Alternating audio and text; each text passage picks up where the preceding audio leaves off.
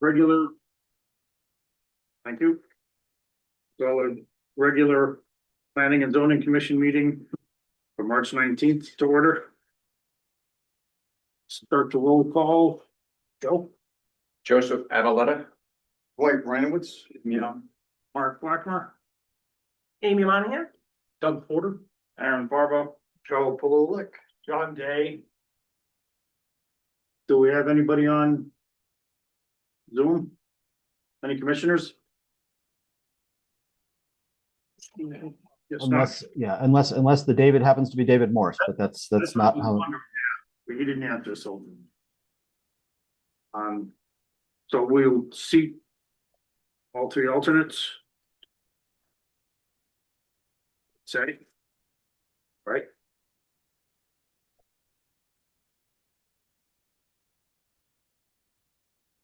Six, yeah. We need to seat all three alternates, hopefully. Can you say their names for the new recording secretary so she knows? Amy Monahan, John Day, and Dwight Reinowitz are seated tonight. Everybody join me in the Pledge of Allegiance.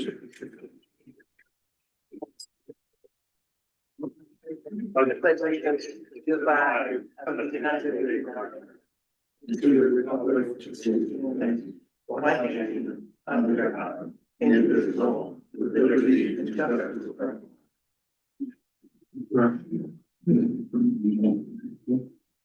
all. I'd like to introduce our new recording secretary, Tabitha Antonio. Hello. Welcome her. And thank everybody, all the commissioners and public for joining us tonight. Are there any citizens' comments not pertaining to anything on tonight's agenda? Jeff Page, just following up from the January 22nd meeting. This is in regards to the zoning enforcement officer. Did you ever look up the permitting process for the General Cullen House 68 Stonebridge Road? Was it a bed and breakfast before officially? If so, when was the date and such that was actually accepted as a permitted business or bed and breakfast? Through you, Mr. Sherry, would you like me to answer that? Yes, if you have that, John. Yeah, I did not find any special permitting or permitting for a bed and breakfast. We do not, if that should be understood as being separate from being used as a vacation rental or an Airbnb, which does not require special permitting. So to my understanding, they're using it as an Airbnb or a vacation rental and not a bed and breakfast, which is a different regulatory use.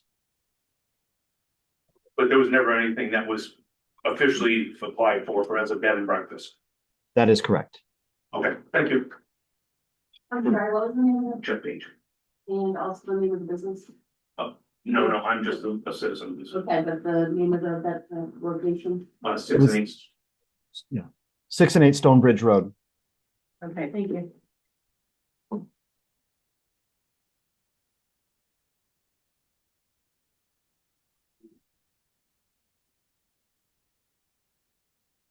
The minutes from last meeting.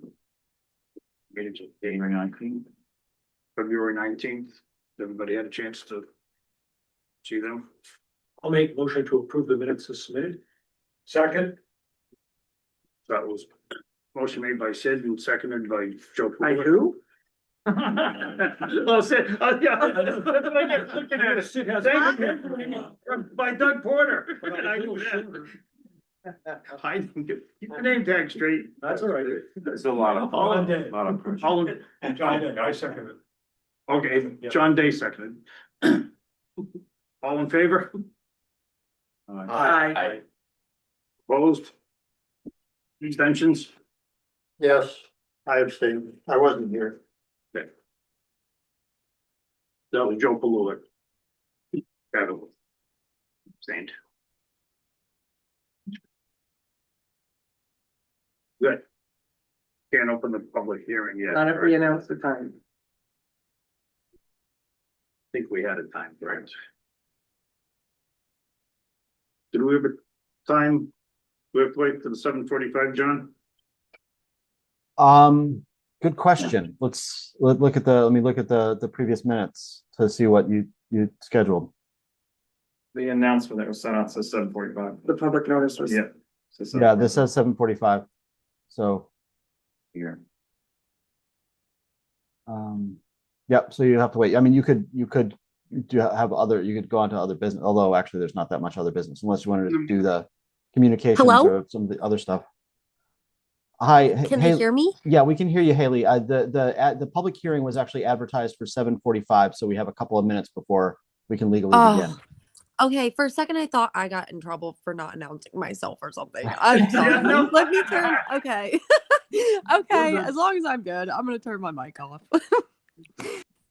Mr. Chairman, can the zoning officer deal with the zoning officer's report while we're waiting? If you would like to do that at this time. Sure. Happy to do so. I believe my screen is still shared. I'll throw my ZEO report. There's one copy of the ZEO report at the chairman's area, so it should be with you. If you want to circulate that, there's not that much to it. It's been relatively quiet.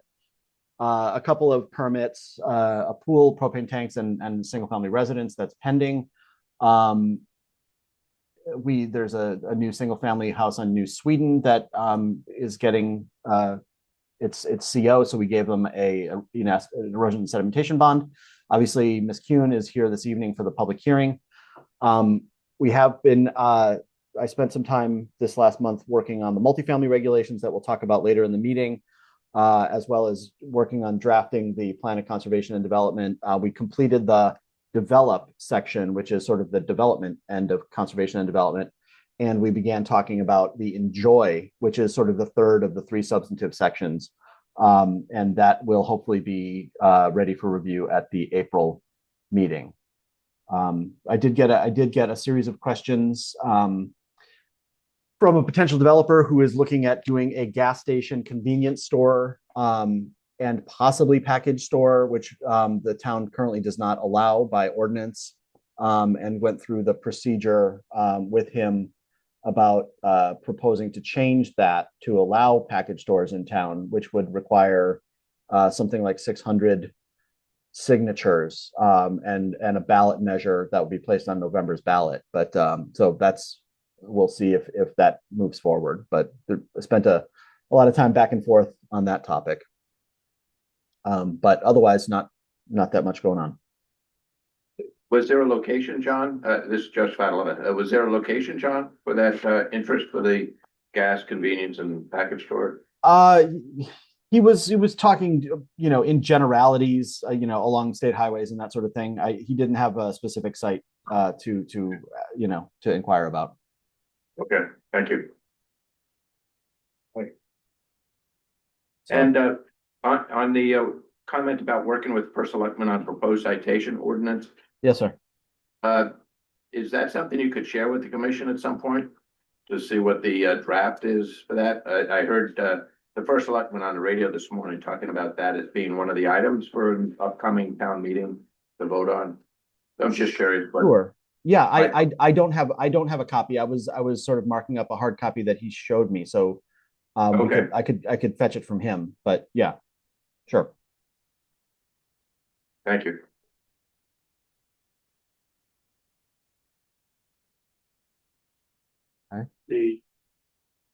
What about the budget report? John? Okay.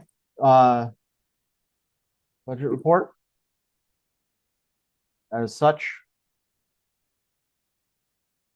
I don't know that we had any new expenditures this month.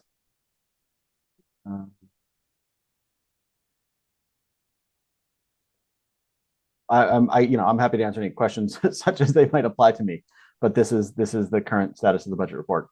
Really, the only recent one is legal notices. Okay.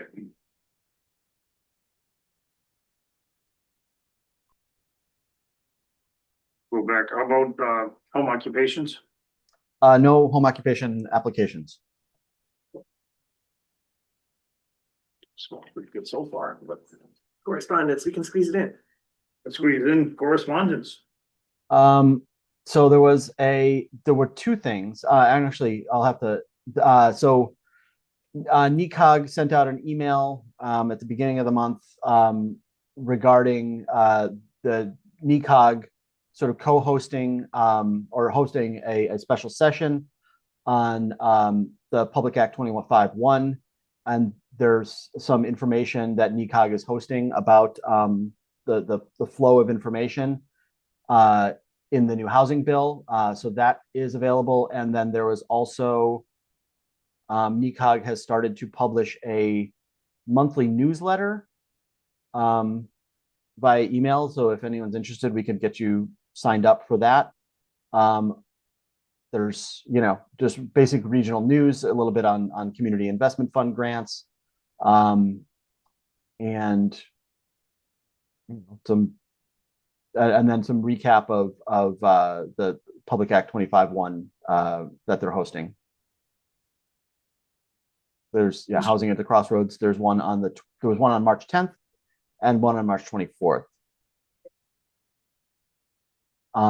Along those lines, relative to Public Act 25-1, I'd also note, I hopefully some of you got a chance to attend the workshop that my firm co-hosted with Howler and Sage last week.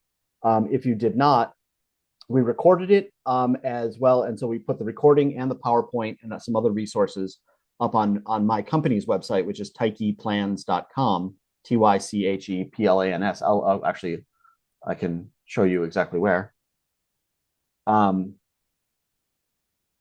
If you did not attend last week's webinar, if you go to tycheplans.com/resources, there is the full slide deck from the presentation.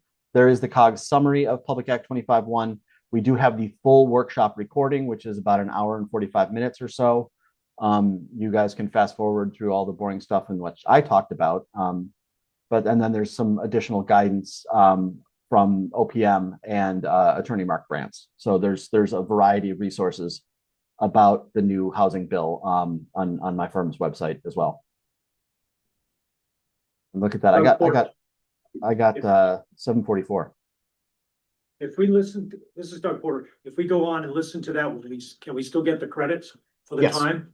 Okay, yes. You'll have to come to my office and I'll give you an oral quiz about the content. But with a guy like you, Doug, you have no problem. An oral quiz or tongue watching? But yes, no, you did.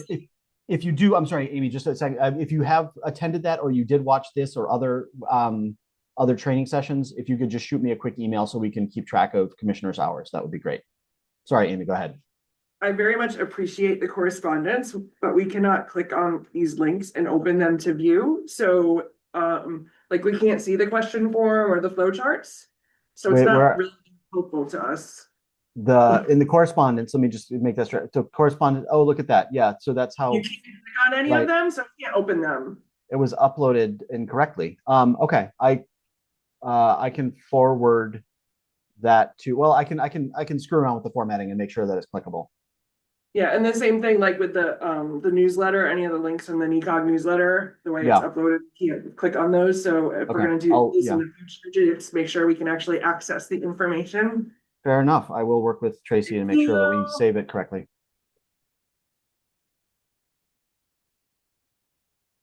Back to you, Mr. Chair.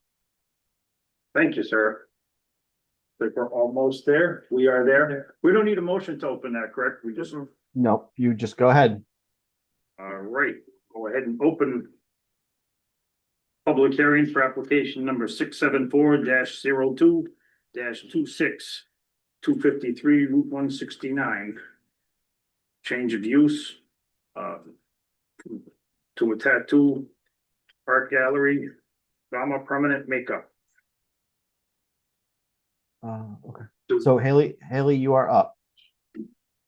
Hi. Oh, let me get my camera on. Can everybody see me? Yes.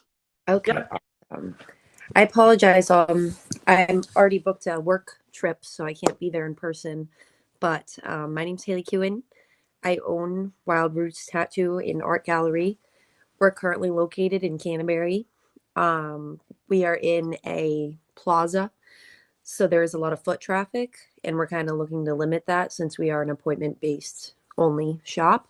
We don't look for walk-ins to depend on our clientele, if that makes sense. We have all of our own appointments.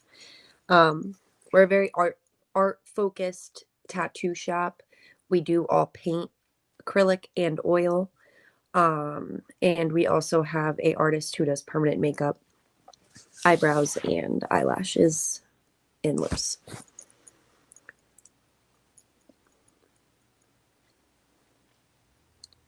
Did any commissioners have any questions for Haley?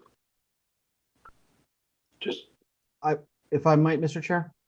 Yep. Real quick, so just the elements, there have been several elements added to the special permit file since last month's receipt.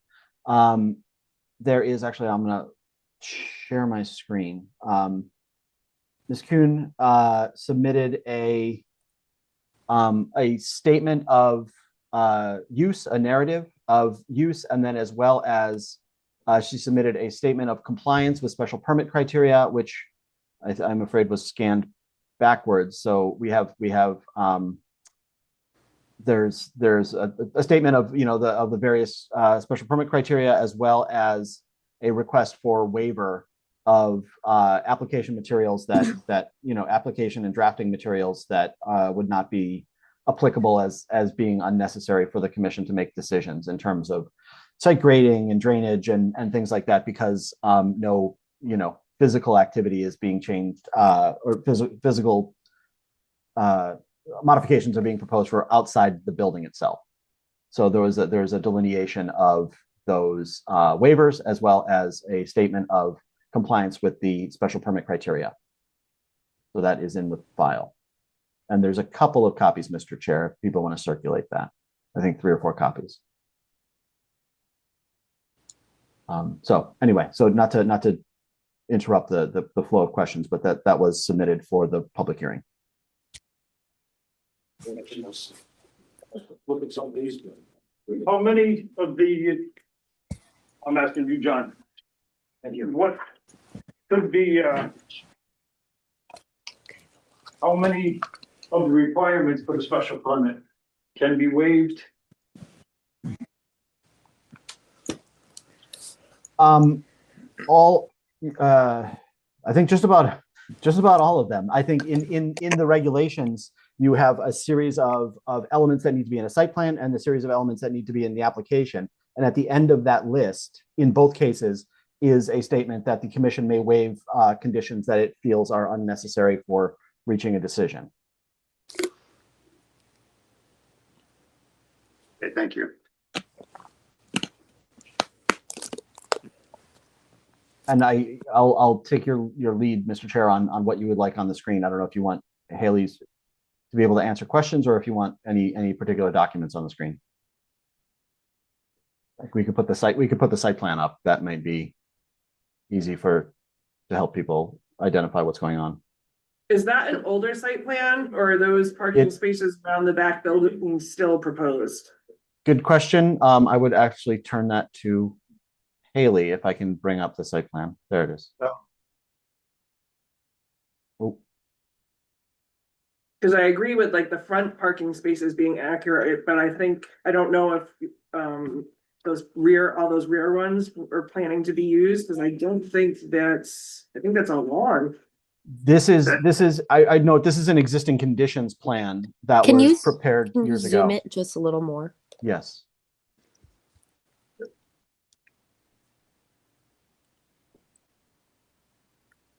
that was going to be a question I wanted to ask about.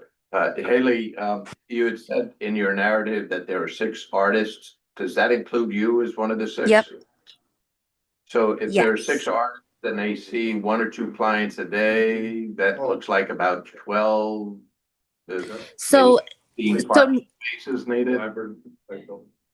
so not everybody works the same schedule. So there's usually typically 3 girls in the shop to 4 maximum. We typically all all in there at the same time tattooing. But if that were the case, I mean, yeah, we would try to utilize those parking spaces. I can't say for sure because it's so inconsistent, like with the amount of clients or who's working. It just depends on what's booked. But I wouldn't really worry too much about the parking. I'm not sure if that back parking is being utilized though. I can't say Worried for about sure. wanting you to know whether they were available or not, because I didn't I'm- think they were. I don't know. I honestly, when I went and looked at the property, it snowed, so it was covered in snow. So I couldn't see like any of that. Yeah.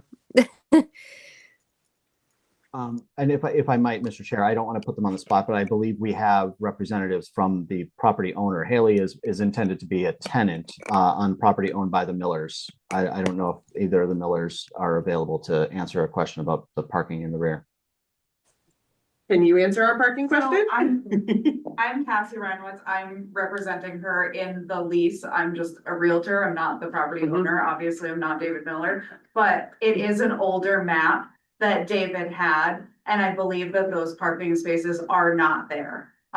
We're not planning on changing the parking situation whatsoever. The parking that's there is what's going to stay there, and we're going to use those parking spaces. So you're working off of the Thrift Happens parking spaces, Correct. like 6 cars or whatever, and their client's good with that? Like she said, she's by appointment only, so it's not gonna be like jam packed with cars. It's gonna be, just a few at a time. Okay. Cause I think David's on, either David or.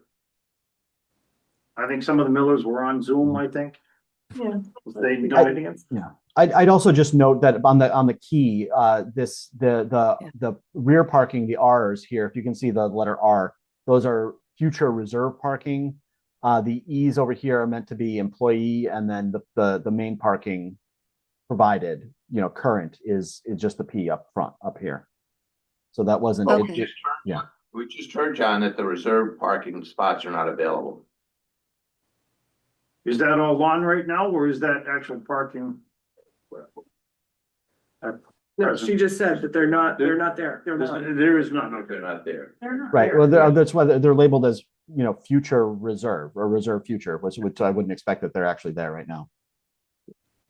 Is it just saying that it can be for future use, like parking?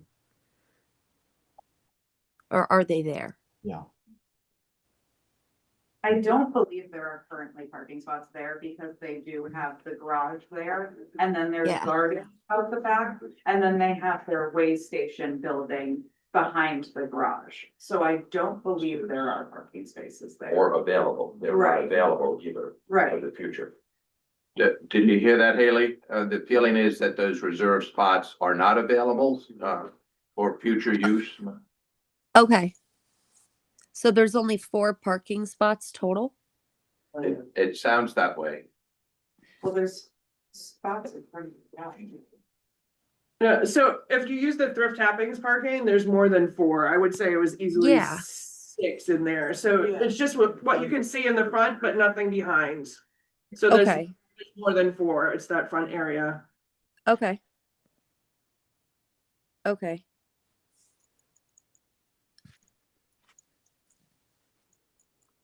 Well, that just raises the question of how many clients and artists would be there at any one time. Because there is a parking issue, a limited parking issue that's indicated by this drawing that there's only about 6 parking spots. Yeah, but I don't know if this drawing is extremely accurate due to how old it is, and because the last time we went there, it snowed, so I don't even know what it looks like. It would be helpful if the owner would be able to chime in on it, but it doesn't look like he is. But I don't know. I've spent a lot of time there growing up with my grandmother. She loved that space, and when it was popping, like a lot of people in the business, I've seen like 10, 12 cars there at once. So like I can't say for sure how many cars will be there on a specific day, just because we are always alternating schedules depending on what works best for our clients. We work for our clients. So whenever they can come in, we go in. And I just can't say for sure when we'll be in or like how many cars will be there exactly. Well, I'm just considering, John, that maybe as a special condition, there is some limit to how many cars are available so that the occupants can schedule their time appropriately so that there aren't 14 or so cars around. It may cause problems with access to the scales or people coming in. I mean, it's not clear how many cars can actually fit there. I think that this business would be less than both of the previous businesses. You know, you'd have less parking than the thrift store and for Coco's Cottage, which was actually very busy. Yes. I agree. Another question. Yeah, Mark. we're very like by appointment, and we typically start like the earliest that I start in the morning sometimes working is 8 a.m. and I finish at 2. And then I go home, my client goes home, and then one of the other girls starts at 2 p.m. and they finish at 4 and they go home. It's always different. It's just in and out. It's not really like anyone's there 8 hours a day, like parked there all the time. It's alternating frequently. So the maximum number of people you would have in the business itself would be 1 or 2 people at a time? I mean, it sounds like it's not a barber shop or a hair salon, it's a tattoo parlor. And you have 1 or 2, maybe max 3 artists at the same time? Is that kind of No, we have typically like 3 to 4 artists a day in at the same time. at the same time? Okay. Yeah.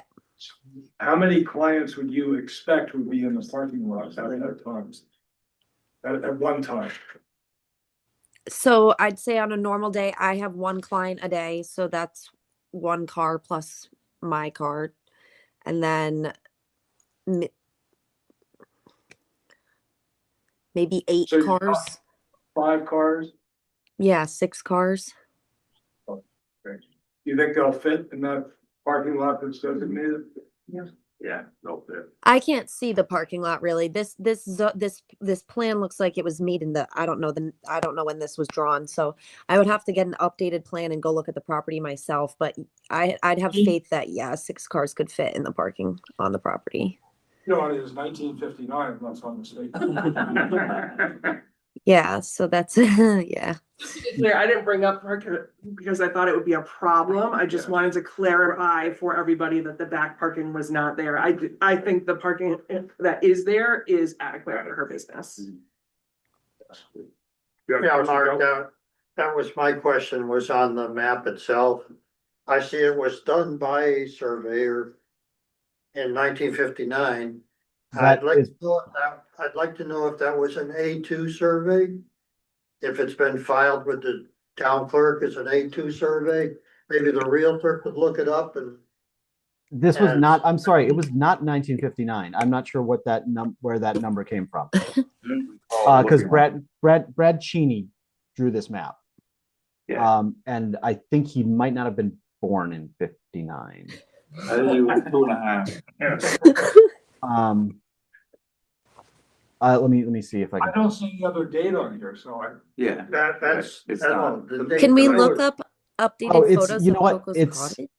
in the, I think it's a limited scan. If that you have the hard copy in person there, Mr. Chair, that's folded up in the folder, I think that has the actual date on it. This is a partial scan. I think we're gonna find, this is Doug Porter, this was approved as a special permit already. Right. Coco's Cottage. So at that point, they must have provided us an A2 survey. Right. As the applicant has stated, they're not changing No. the building, they're not changing No. the site conditions.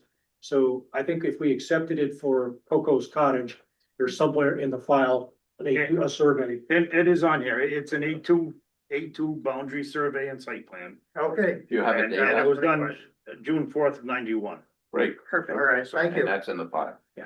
Okay. So, And just to deal with the parking issues, I think they have a thing called the Woodstock Fair. I'm pretty sure they use a lot of space on Village Farm for parking. I think there's more than adequate parking. adequate parking. And if it's, the only issue is probably the weigh scales. and create an issue. But if you look at the aerial, there's a lot of room for parking around There's those plenty of waste parking. scales. It may not We be, have to worry about that. I They think that's call gonna be. payloaders and forklifts. That's gonna be a tenant and landlord issue, not a town issue, that's for sure. Got it, just. Any other questions? Just a question for John. John, I'm looking at the proposed waivers documents. Yes, sir. Where were they? I mean, obviously, we're getting them now in the hard copy. I looked on the website, the town website this afternoon and didn't see anything. They're added to the application. They're in the application packet. They were not, the application packet was updated. And so I'm looking at the website here, Joe. Are you with me here? You see I see it on where I'm screen. clicking? Okay. So I'm clicking, I'm loading this application, and then if you scroll past the map, So it was added to that. Okay, I got a hard copy by Tracy, so that's Right. what I was, right, my So this was- copy. right. Okay. This was added to the end of the PDF. Okay, And Joseph, it doesn't say a lot, it just says, please waive everything, yeah. which again, it's an Which again existing was- position, an existing building, with, they're not, it's showing any improvements. So I think it makes a lot of sense to accept those waivers. Right, I agree. I read the waivers. It didn't point out anything specific. That's why my question, was there anything that could not be waived? Whereas in this instance, I don't think there's any reason to be a real stickler on needing everything from her. And the only thing I ask is, health department, are there sinks gonna be used in the tattoo parlor? There'll be sinks at every station. And so is there a health department approval? I can- It doesn't, I can I think answer it's- questions for that. If like any health department questions. So there's one sink that needs to be installed per per every 2 stations there needs to be one sink installed. So there will be 2 sinks involved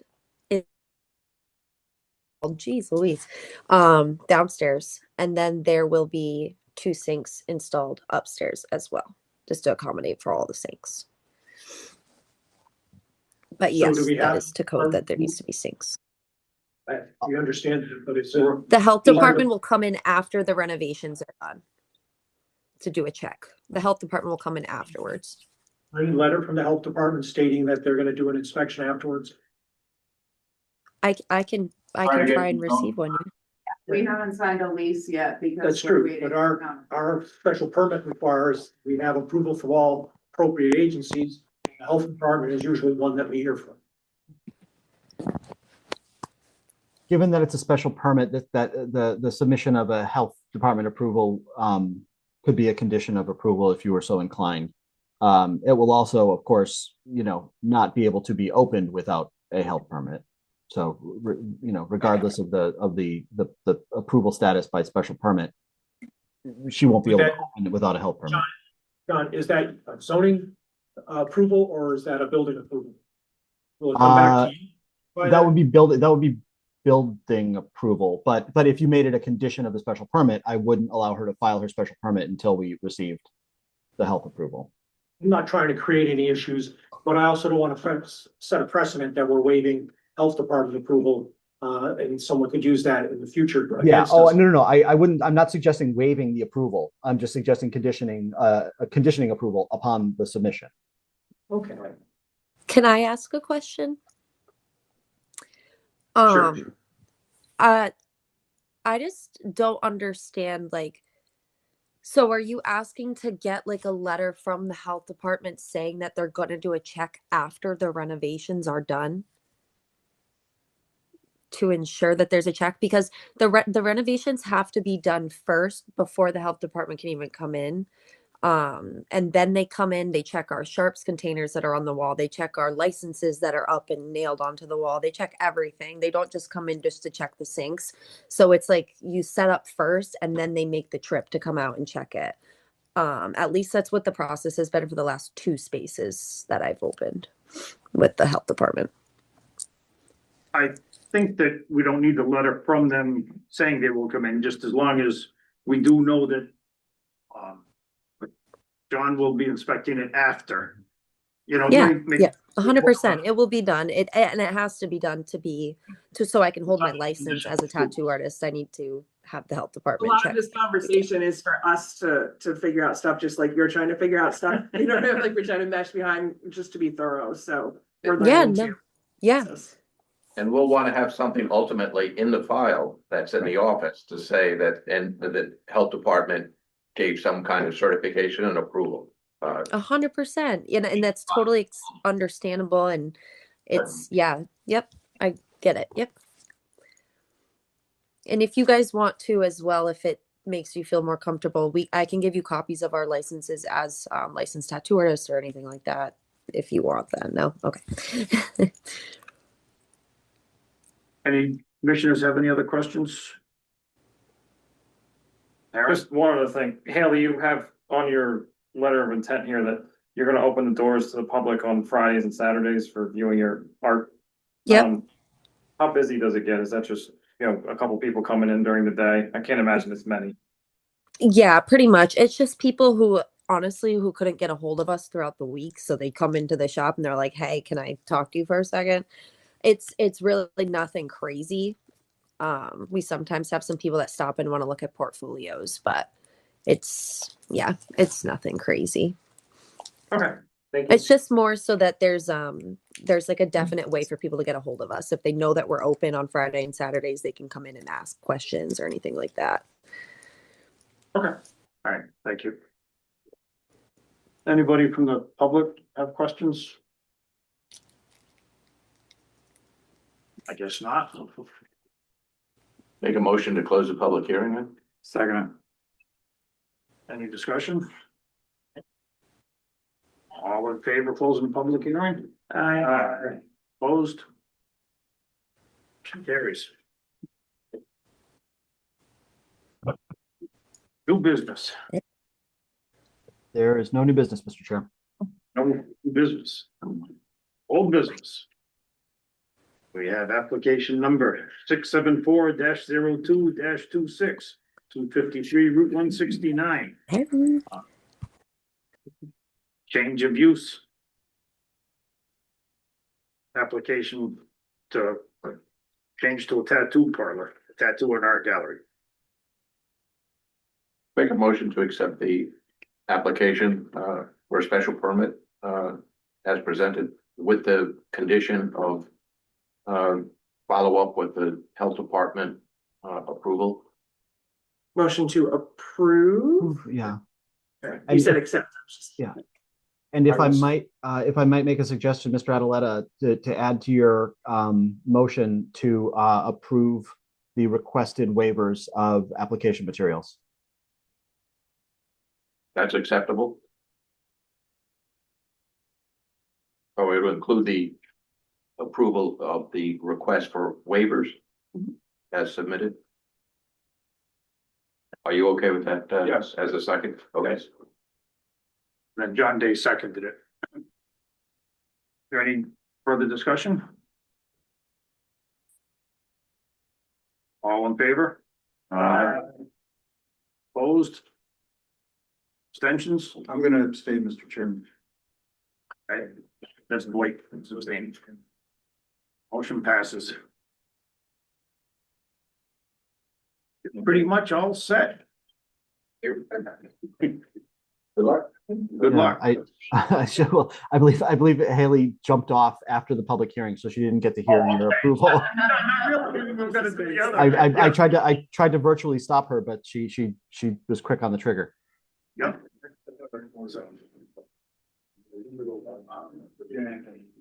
So that brings us to 7B, which is discussion of draft multifamily zoning regulations. Okay.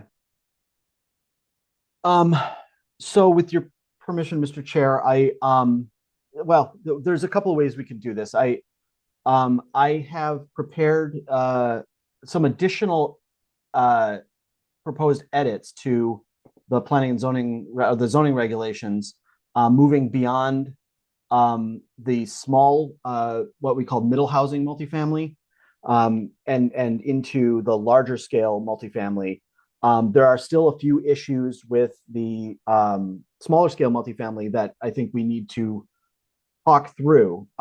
So I'll take your lead, and wait, I've got some photo examples from Amy Monahan and from myself and from Doug Porter of what some smaller scale multifamily looks like. I'm happy to share some of those photos and we can talk through, or if you'd like me to show you some of the minor changes, actually fairly minor changes that I would propose to the traditional multifamily regs.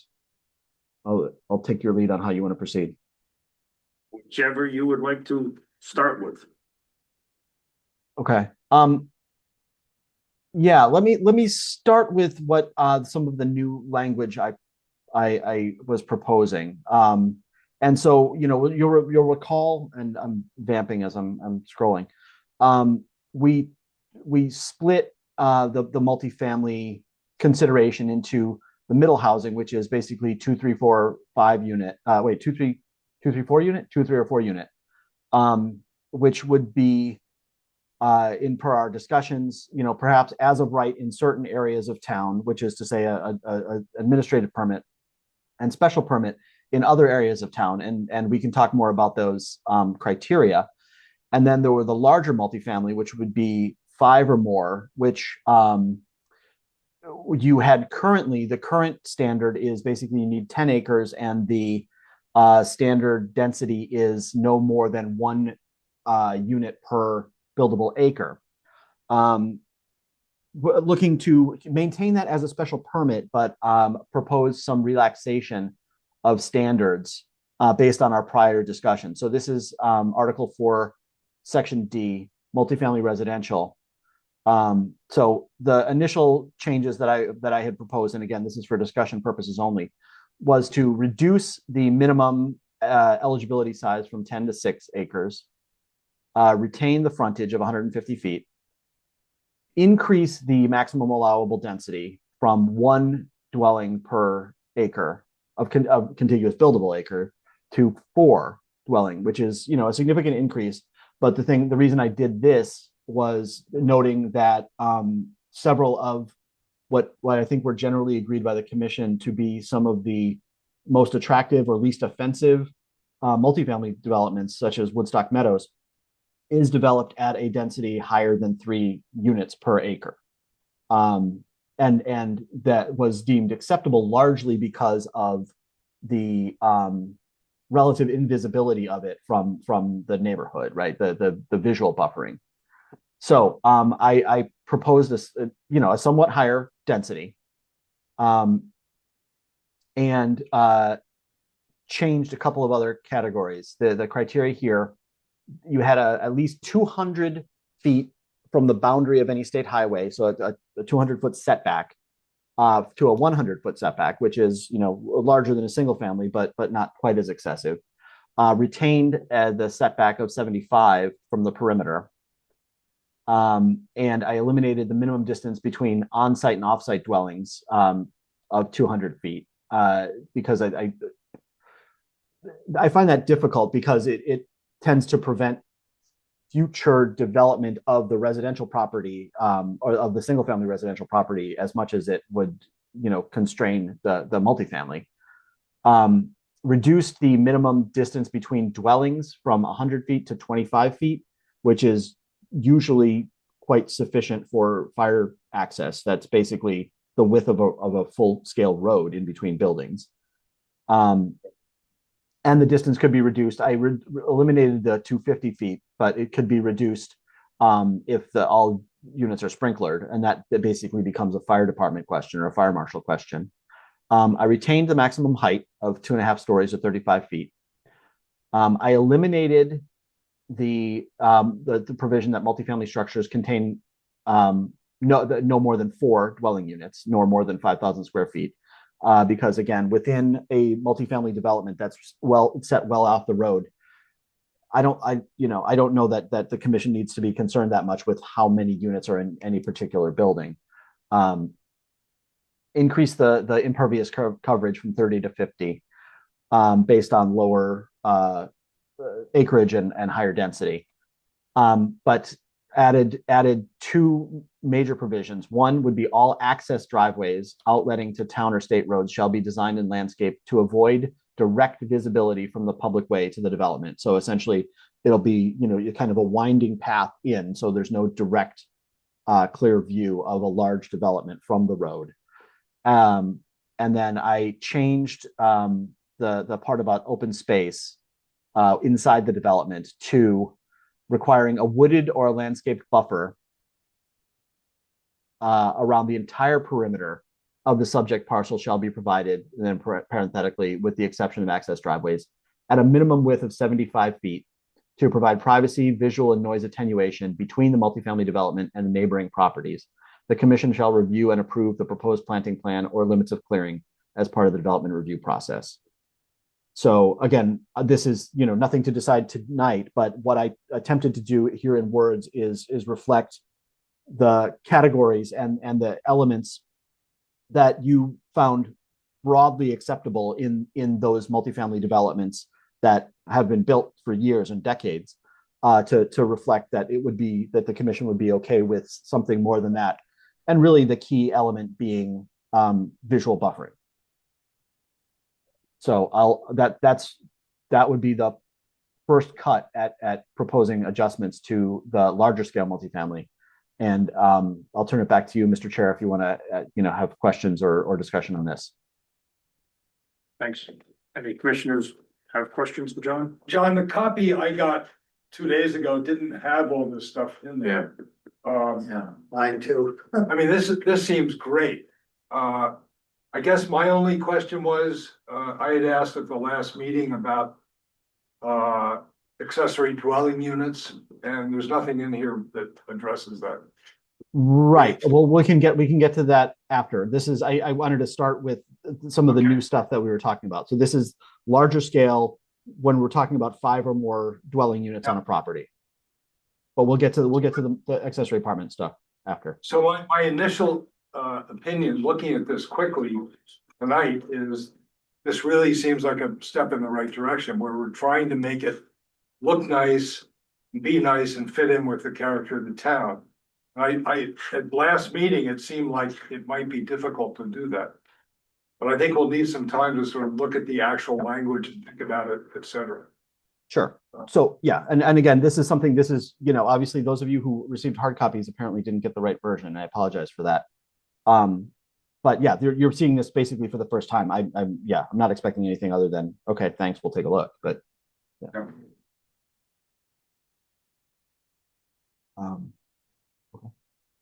Any other questions on the larger housing? Aaron? John, on item G, impervious surfaces, I have 2 questions. What counts as impervious surfaces? Is it just parking? Asphalt. Is it just asphalt? Is that the only thing that counts? Buildings. Building.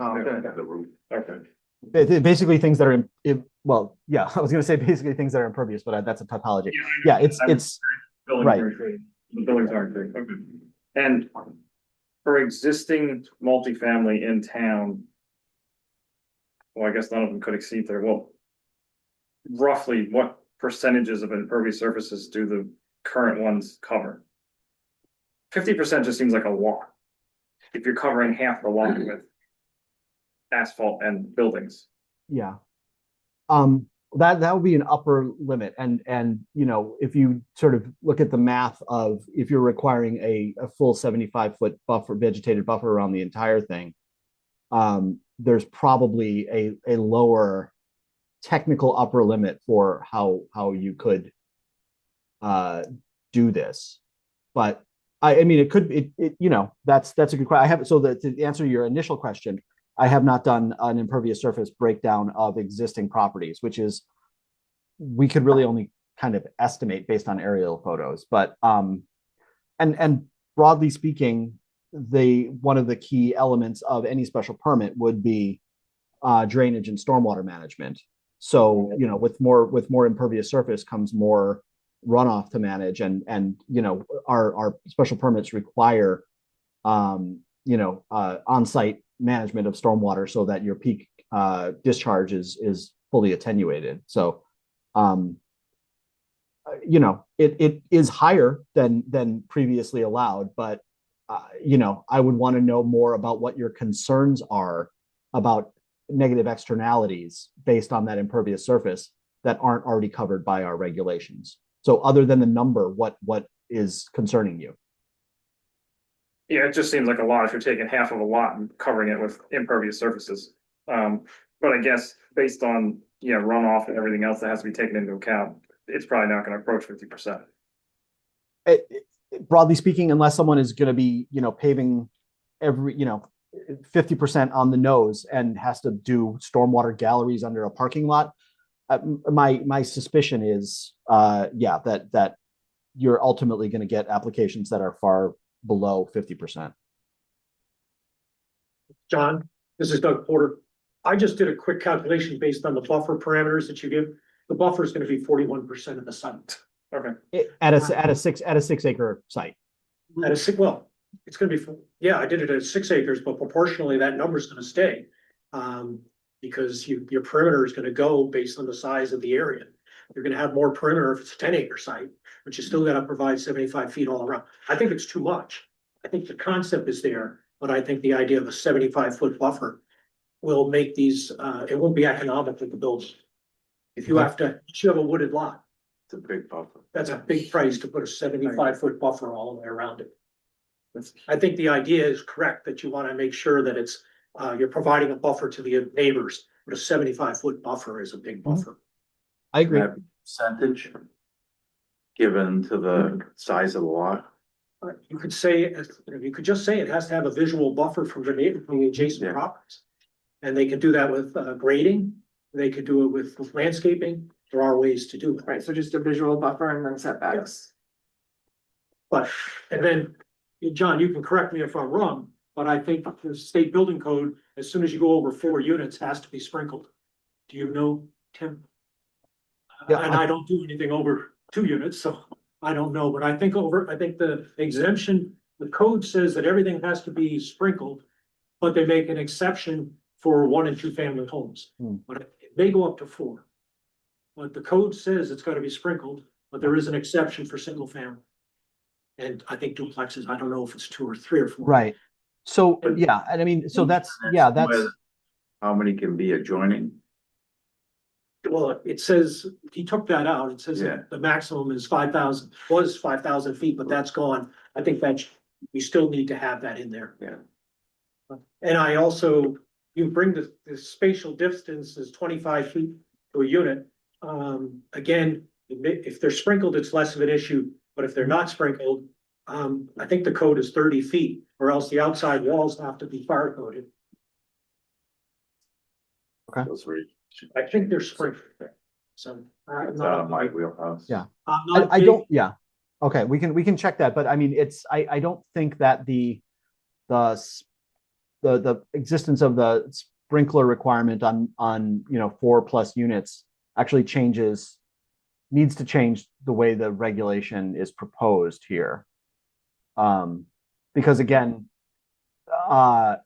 if you're doing a multifamily, you could do a, you know, 12-unit cottage cluster, right? And so you have a little village of little tiny cottages. The current regulation would require that each of those little cottages, an 800 square foot cottage, would need to be separated by 100 feet from all others, which I find unreasonable.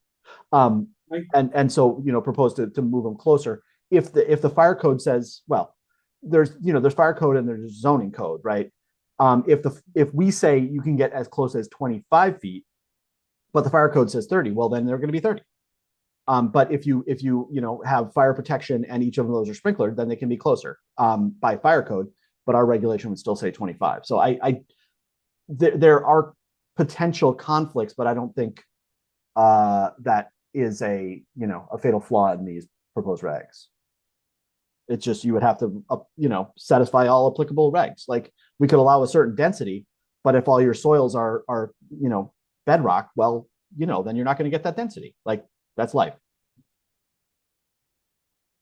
And I don't like private roads. I think most people know that I don't like private roads. So I don't think you should allow multifamily projects with a higher density be on a private road. I think that's just for trouble. Okay, well, that's your current regulation. I didn't change that. Well, I'm happy to take it out, but it's your current reg. Regulation, no one's building, because it's 10 acres for 6 units or 3 units. So the density is not, now you're introducing the density, so now there will be an incentive possibly to do this. So now we have to address the quirks in our regs that we didn't have to worry about before. Sure. I'm happy to take that out. My biggest fear is you get a subdivision that had a private road and there's 5 homes on it, and those 5 people are happy, and then someone buys an adjacent parcel and now they have a multifamily with 20 units or 30 units using their private road. They're not gonna be excited about it.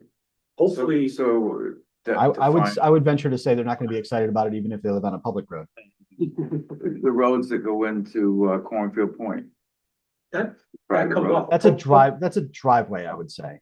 That's the development itself, Okay, but it says private road, so you take, what's in East Woodstock at the top of the hill, Hampshire Drive? Hampshire Drive. Yes, that's a private road. Or okay. old Meadow Road. Oh, no, Meadow. Hampshire may not be a private, Hampshire. may No, not be a Hampshire is a town road. Old Meadow is a private road.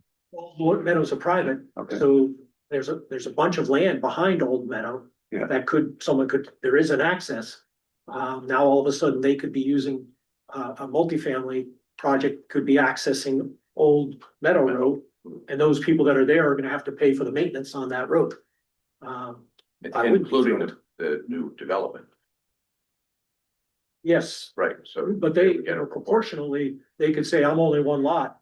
So I'm only gonna, if there's 10 lots and now I have a 1 lot line, I'm only paying 10% of the cost. Right, And I saw that happen a lot in Worcester area, in Auburn area, where someone would go in on a cul-de-sac. They would buy the house at the end of the cul-de-sac, tear it down and put a road in and then put 50 more homes in. People bought a house in a 10-lot subdivision with 10 houses. Now they have 60. Yeah. You know, good luck with their quiet neighborhood. Yeah.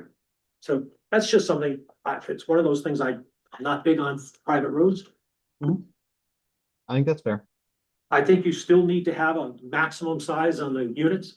I don't think we want a 20,000 square foot building, single building. I'm not sure how the fire department would respond to those things. Meet the regulations to be through the roof. Yeah.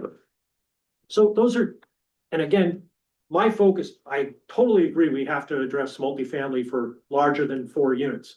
I think it's ridiculous because we haven't had anything built, and since we've had our regulations.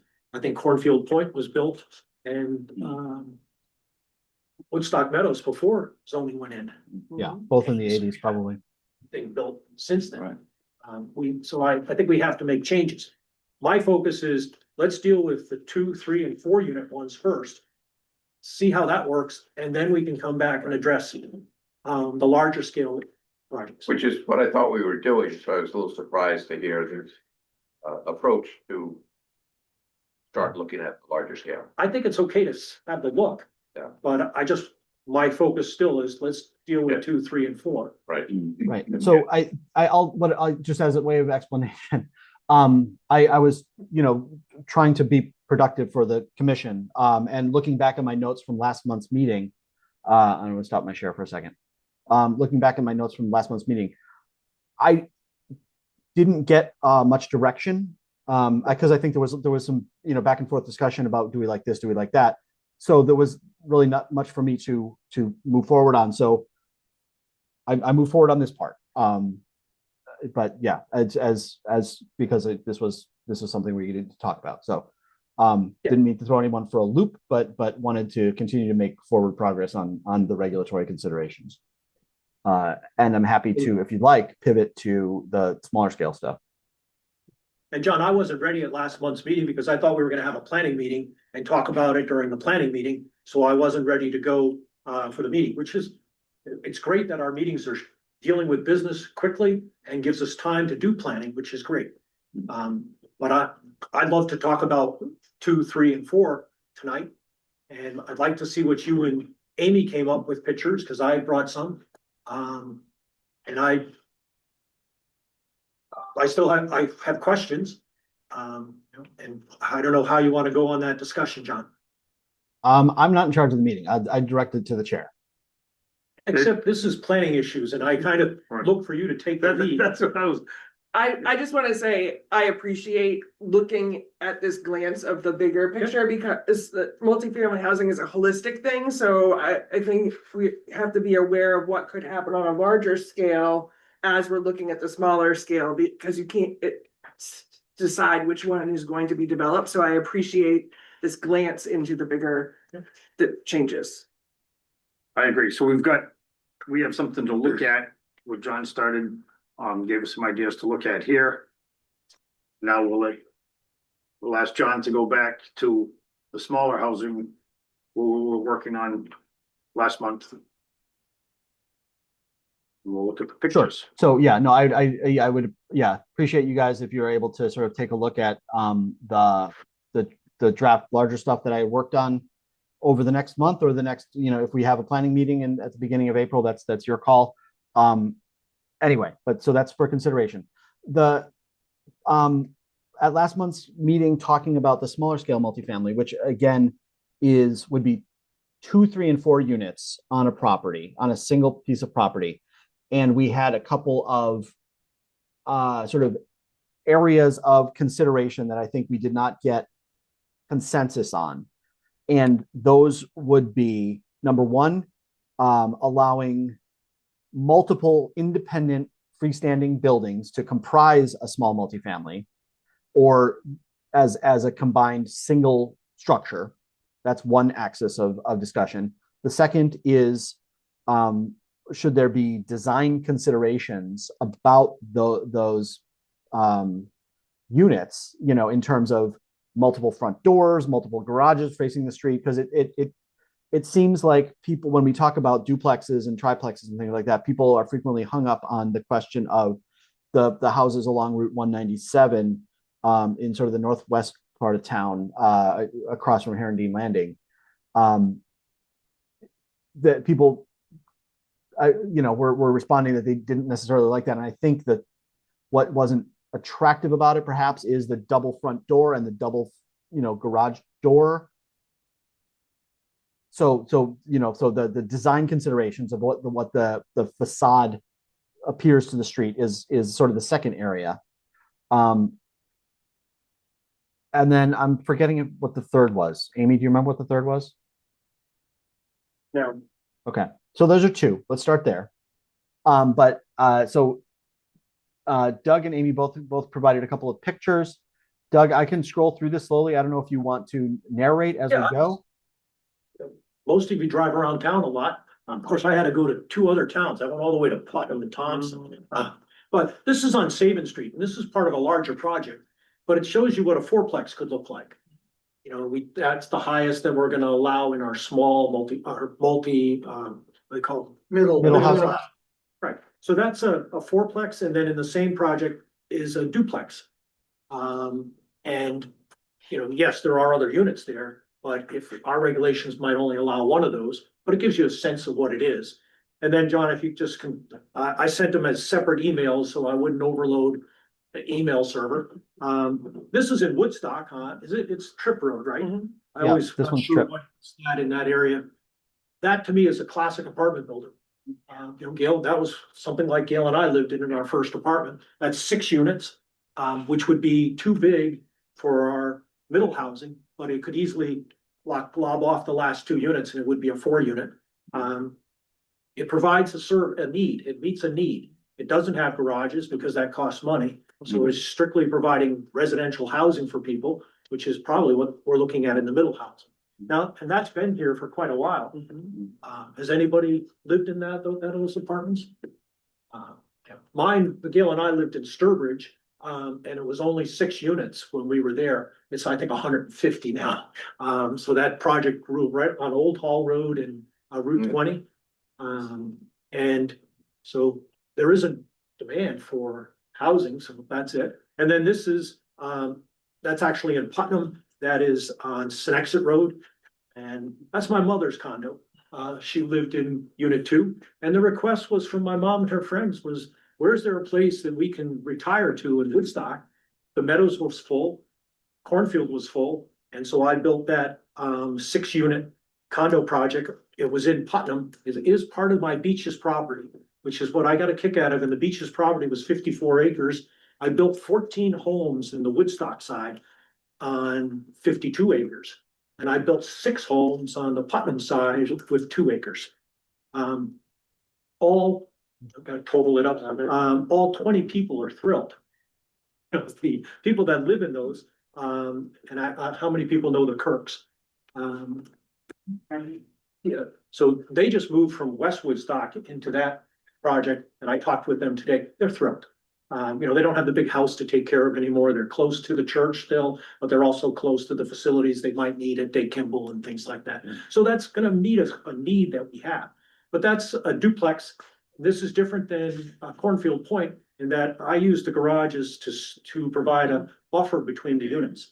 In Cornfield, they have the units together and the garages are at the end. So it's just a design thing. And then if you continue, this is it New Roxbury? This is New Roxbury. I call it Ring City. It's Roxbury Village, just Roxbury Village. Hey, I'll be there. I qualify. My dad is there, let's go with it. And it's, and part of the reason I drew that, those are actually fourplexes. Those little buildings, each, there is a change in how housing originally was built for, seniors. And a lot of them were built really small units, 300 feet, 400 square foot units. Most of the seniors now are coming out of a 2,500 square foot home. They don't want to go into a 500 square foot unit. They have all the furniture and they want to have a unit that fit. So if you do that today, those would probably be duplexes or maybe even a single house. But what I like to show is how it spreads out on a site. Does anyone know how many units are at New Roxbury? 24. You really don't notice it because they're put in 6 or 8 units. And that's on 4.6 acres. Is that what it is, John? Yeah. Joseph, yeah. So Yeah, that's cool. really, That's a that's almost, community. right, You know so what I that's mean? almost 6 units per acre then. Yeah. I like that. Yeah, that's what I'm actually encouraging, That's for, real affordable housing though. well, That that's, particular one falls into the real affordable housing, so, it's interesting. so how many buildings do you think are there? Are there There's 6 buildings 6 buildings plus the before, community building? plus the community, yep. So 6 buildings, to me, if you had 6 units that were a little bit bigger, I think that's less impact than having 6 units run together. Absolutely. That's why I'm encouraging us to think about allowing more than just a single building. So I think that blends in with our rural landscape. We don't have this law. If you go back, John, if you can go back to Trip Road, that makes an impact. That's 6 units. And then if you looked at New Roxbury and you said you just had those as single family units that are bigger, that's not a big impact. But now is that a private road though? No, It's a public driveway. road. Wait, no, it's off of Butts Road, so it's a driveway. This is. Yeah, they use it more for walking than driving. It's not really, you can drive down it, but it's more of a walkway and parking is on the outside. If you go back up one page to the Trip Road and the apartments below it. Now, is that Just as on you- the Putnam sewer? Or It that is, yeah, separate? yep. But quite honestly, that's gravelly soil. You probably could put an on-site Yeah. septic Yeah. system in. I could. on this Especially because here- those are all 1 bedrooms. Correct. Well, this on Senexit Road, I wish I had put it on septic. I put it on septic on sewer because the sewer was right at National Chromium and I came up, cost me 80 grand to come up that street to put it on there. And then the sewer rates are determined based on the water rate. And Putnam quadrupled their water rates since I built that. I could have put a well in and serviced that and put a septic system and put an on-site septic system and been probably less expensive for the people that live there. Wow. So you have to be careful when people say, it's not gonna happen because we don't have sewers. We have some good gravelly soils in town, right, particularly on your farmland, that can support septic systems. In fact, actually, that area, the gravel was probably too quick. You might have had to increase the size of the system because it drains so quickly. I just wanted to note the proportion of greenery in these. So if this is a smaller building and it has the greenery, but there's enough of it so it softens the building. The one above has smaller shrubs where it's a bigger building. I feel like if there's some sort of, even that one would be accessible if there was more of a softening with a tree or something. And I don't know how far you can go with that, but there is a lot of aesthetics that can be done with trees and plantings. Right. Hey, John, if there's an area or a section called the middle housing, does that allow for design constraints just on the middle housing section of the zoning? I mean, we don't have design conditions elsewhere, but could it be included in the middle housing part of zoning? It absolutely could. I mean, you could put design, design considerations are a viable part of zoning. You can put them wherever you want. But so yes. You could do design considerations on commercial buildings. You could do design considerations on single family if you wanted. Yeah. It's really how you want to tackle it. You don't have to do it everywhere. I mean, it doesn't have to be in the community district as well as the middle housing. Right. You can apply whatever, and particularly, the answer is yes, Joe. Okay, good. And John, if you could scroll down, please, to further.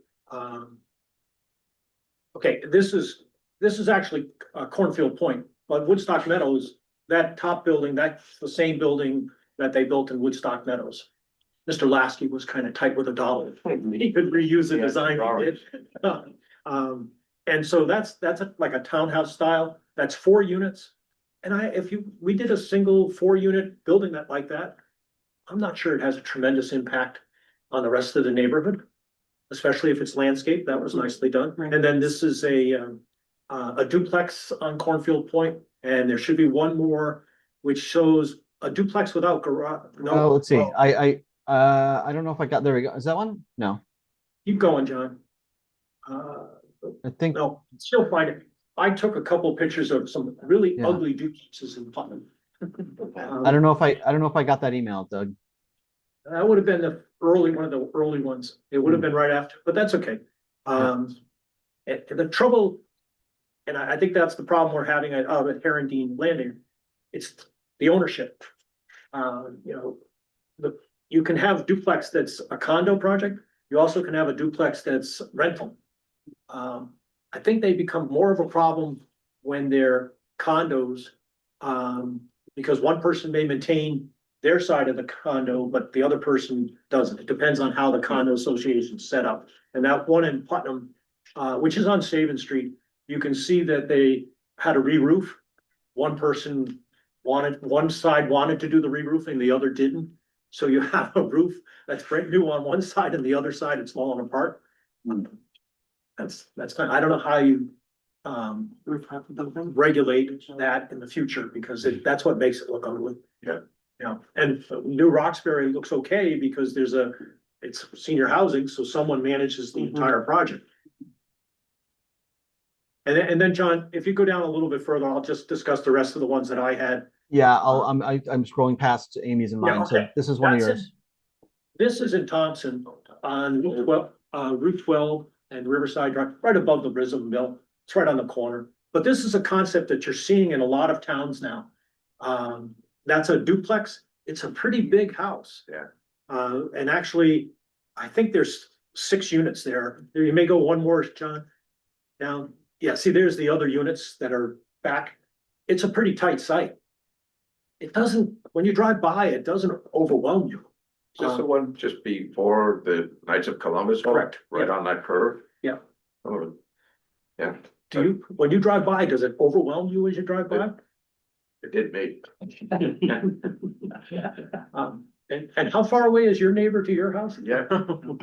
Well, it just open, and maybe because it's all new. It's all new. Yeah, you don't have the, because you're close to your neighbor, right? Oh, yeah. Yeah, but you'll see that in a lot of towns.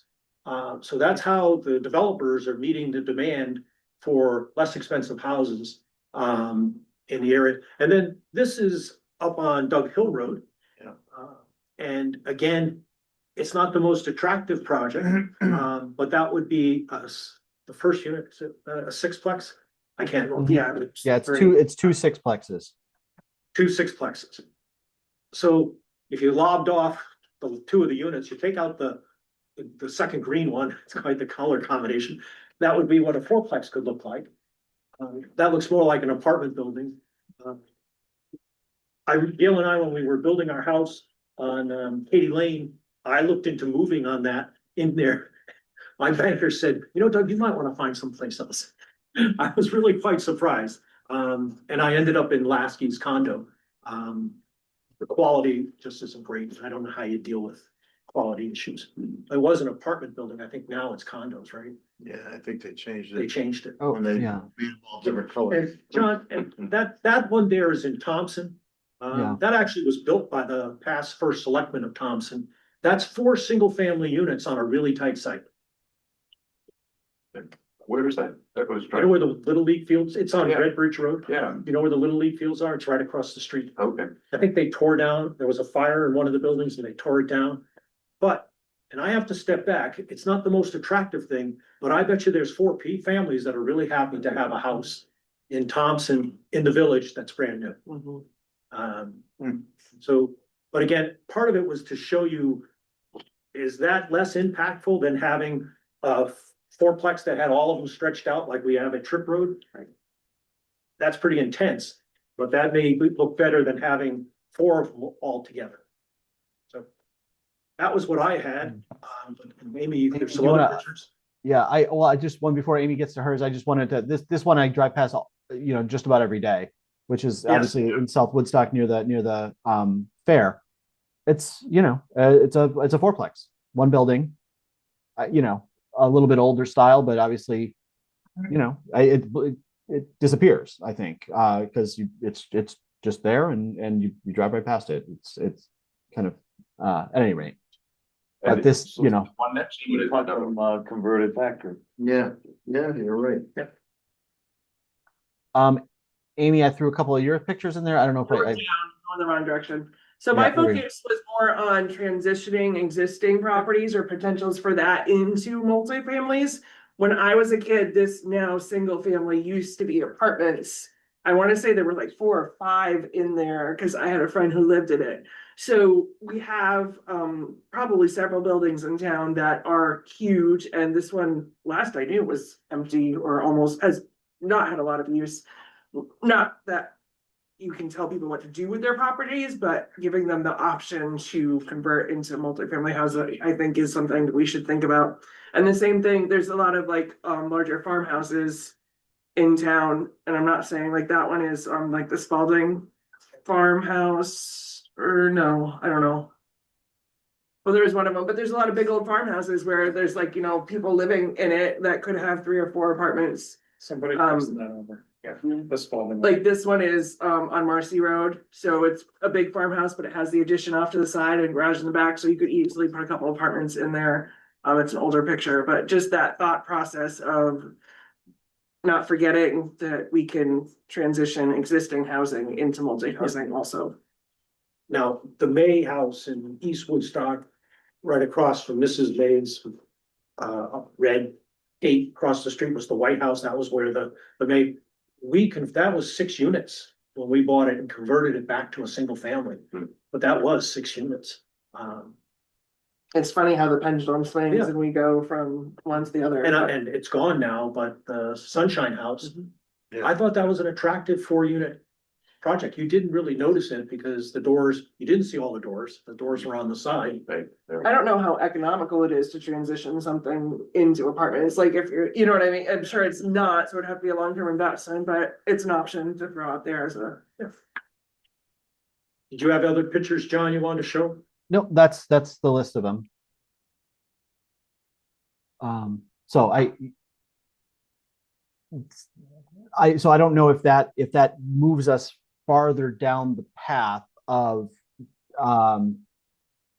whether we are, because some of those remaining questions in terms of framing the regulations broadly are those questions of location, appearance, and number of structures.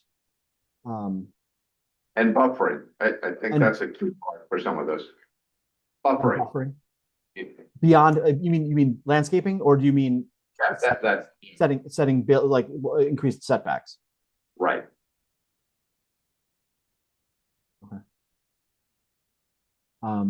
So I guess, in my sense, Doug made a fairly compelling case for the value of allowing multi-buildings. Do we want to hear from anyone that's more remaining in favor of single structure for something like this? Well, and if we can put in some design guidelines, Right. that helps. Yeah. Because then you could avoid, I'm not saying that what's built in Thompson across from the Little League is negative, but we may not find that attractive in Woodstock. And the new Roxbury fit in because they're relatively small buildings, spread out in an area. That's the concept I like. Yeah, that's what I like the idea. Yeah. And I think I see your point that people are going from bigger houses to smaller houses, but I think most of the people down there are happy with what they have. And a lot of these have lost one spouse and, it's, they're all by themselves and, they're happy to take care of something small and very affordable, It's I think that opportunity has to be there as well as something maybe larger too, but. I've seen studies of how we use our space. Yeah. And if you think about how you use your own house, there's probably one or two rooms you use a lot. Yeah. And then you have all these extra rooms that you don't use. Joseph, how many rooms do you use in your house? You've got a big house. Not all of them. No.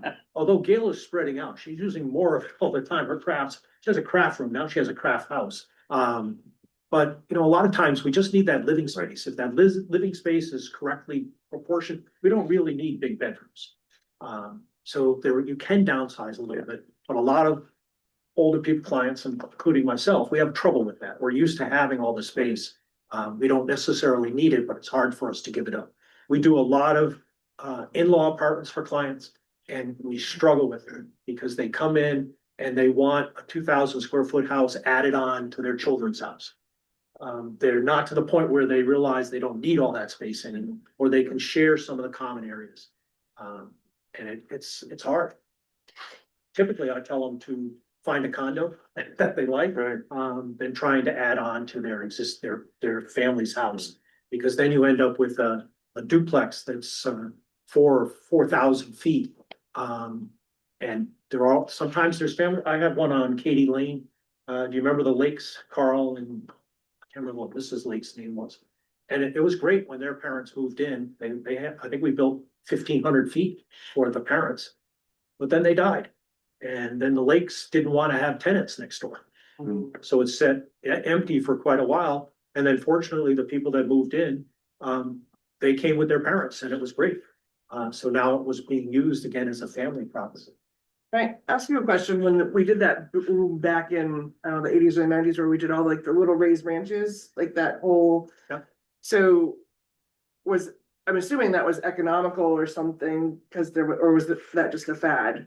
Because They were easy to build. okay, And so how many of those could you put on like a 2.5 acre lot? I mean, they're small enough, they're 1,200, you can live in them comfortably, it's that right size. How many of those do you think could you maneuver? could build 6 without much trouble. So you could do middle housing, raised ranches, up to 4 in this, what we're working on, and it would fit in the size that we're talking about and provide a smaller accessible downgrade for people, right? That's a reasonable size home to downgrade into. And one of the examples I use is the reason that we have zoning in Woodstock is because of a 4-lot subdivision on Perrin Road. And it was 4 houses on 2 acres.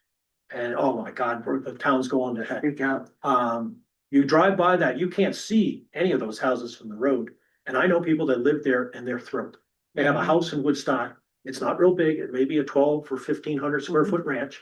I think they're all, well, there might be a couple of capes, maybe one's a cape. But they work, and it provided housing for people that work in the schools, drive the school buses, work for the town, which is what we're trying to come up with. I just keep going back to those little branches that. I was driving through Putnam today, and I wondered about it. When's the last time Putnam had a single family development built? And I think it's the last one was over by Dunkin' Donuts. they built a lot in the seventies, but it all changed. But Thompson's doing a lot in the Quinnebog area.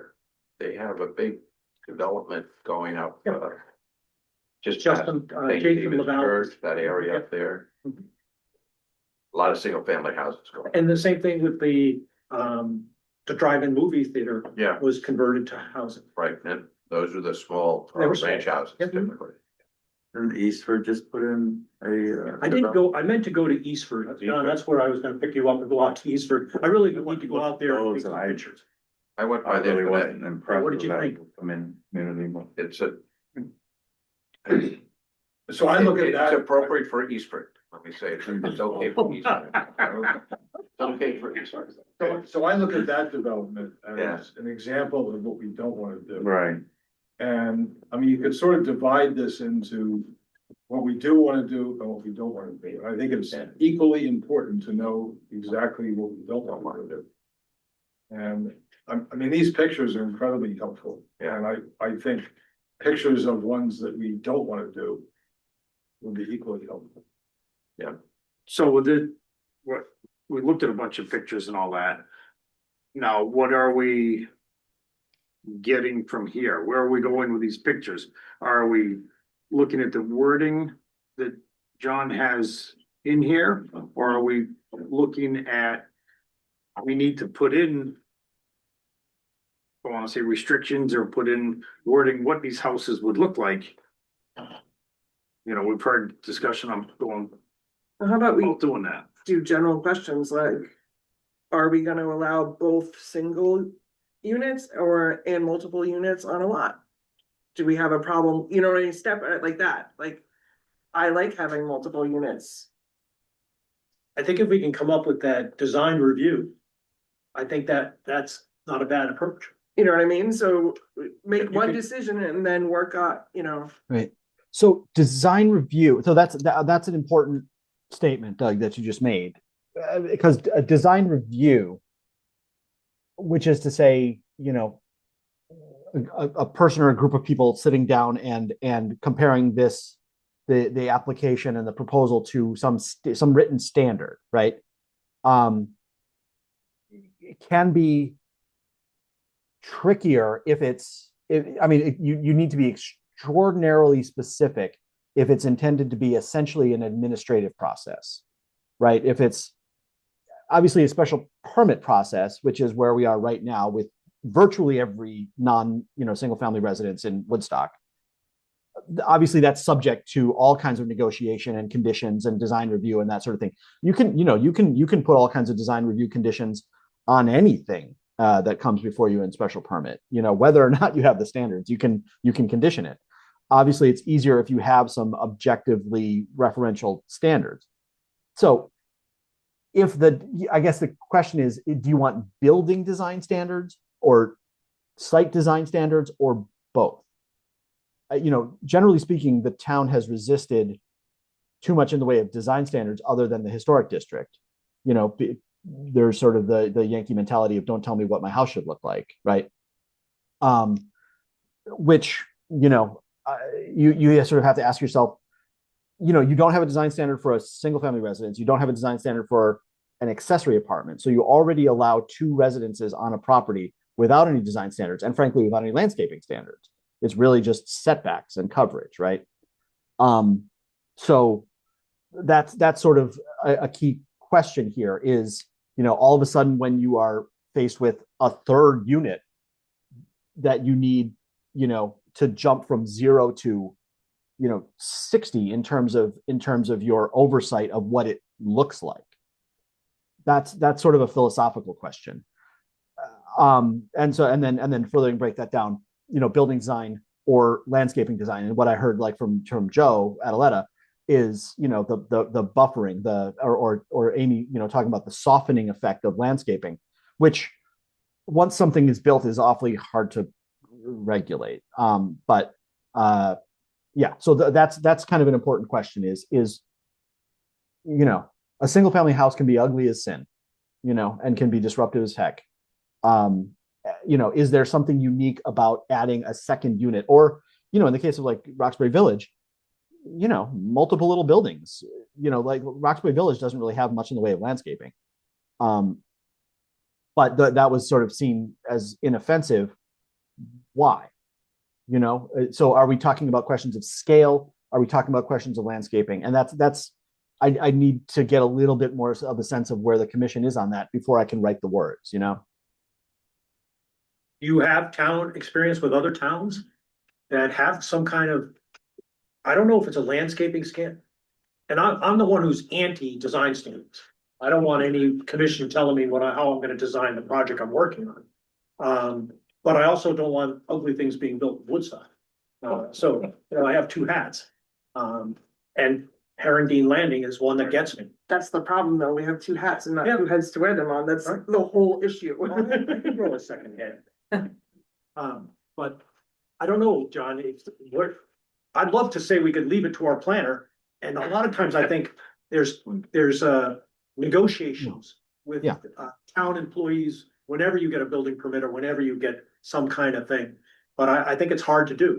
I'm sure Yeah, you'll. no, and I would strongly encourage you not to leave it to me because I can guarantee you I am way farther out on the limb than virtually all of you are willing to be. So I'm looking to get those areas of concern so I can address them in my words. And so. And the challenge, I mean, You know, that's what I've heard from people. We looked at pictures that, yeah, we definitely don't want this. I don't want something that looks like this. And then, so, but what do we do? Can we put this in that you cannot build a house that looks like this? But Doug doesn't want to hear those words. He wants to build, so. But John, can you bring up the pictures again, please? Yeah. And go down to Trip Road and you look at that little project there. If that was 4 units, it probably wouldn't bother me much, right? As soon as it gets 6 or 8 or 10, it's much more of an impact. But if it's a single building. Where's a Trip Road right there, that one there. You know, So if you if it log was on, 4 yeah. units. Just like the one on 169 next to the school, you don't notice, you drive by. And you don't notice it's a 4 What unit. would be nice about that unit is if the parking was in the rear. Yeah. You know, and then you could have landscaping up front, you could have a couple of trees or something.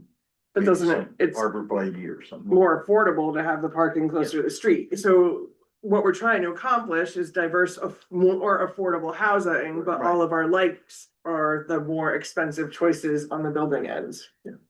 well, you could, I mean, there are ways to address that. I mean, you could allow, in certain circumstances, you could allow the buildings to be pushed farther to the street. And then have, you know, parking along the side or rear, right? Not just like parking in the front yard, you know, can be a fairly negative thing in terms of multifamily housing. One's on Duck Hill. But if it's built, yeah. So if it's built, on the you side, know, in allowing communication with the street Land. rather than in where's Doug Hill? Here it is. Yeah. But see, again, on Doug Hill, if that was 4 units, it probably wouldn't bother me. Yeah, you're right. Because we see a lot of houses that have their parking area in the front. It's just when it's 12. That's a lot. So, and then I It think looks like a parking lot. right, we have that, when we get to larger projects, then we can put in the buffering issues and things like that. If that was buffered along the street, particularly 75 feet all the way around the property, nobody would see it, and I don't know if anyone really cared. So here's the kicker on that. It sounds like what you're talking about, John, excuse me, sorry. It sounds like what you're talking about is sort of a mass effect of this building. And this building, when I look at this, I sort of imagine a sort of more of a hole in the middle or a break. The way that Doug's mother's place is really nice. I mean, it's perfect. So the question in my mind is, how do you actually put that in the regulations so that you can encourage that or mandate it or whatever? Are we able to do that or not? Yeah. So actually, I mean, and the funny thing is, Doug, is when you're talking about, you know, the Trip Road or the Doug Hill Road being a little bit too big, the kicker here is that we're actually only talking about a maximum of 4. So under this middle housing reg, you wouldn't see the 6 under any circumstance, separate or attached. Because a 4 would be the cap. Like this one right here would be, it could either be those, those 4, or it could be 2 2s like this. But that would be the cap. And then beyond that, you would get into, what we're talking about, the 6 or 10 acre buffered situation. I mean, I think out of all these houses, sort of trying to accomplish what we're looking for, Doug's mother's house is the one that really stands out to me as is kind of what we're looking for. Which one is And- yours? Mom, this one, Doug? Those are not inexpensive. No, Yeah, That's and the it's probably problem. two, set 2 or 4. There's 6 in there. No, not that one, John. No, that's it. That- Yeah, oh, that is the one, that is, That's the one. that's right, and the garage in between. That Those are not inexpensive. Wonderful. Right. And actually, I built them to start with as single stories for my mom and her friends.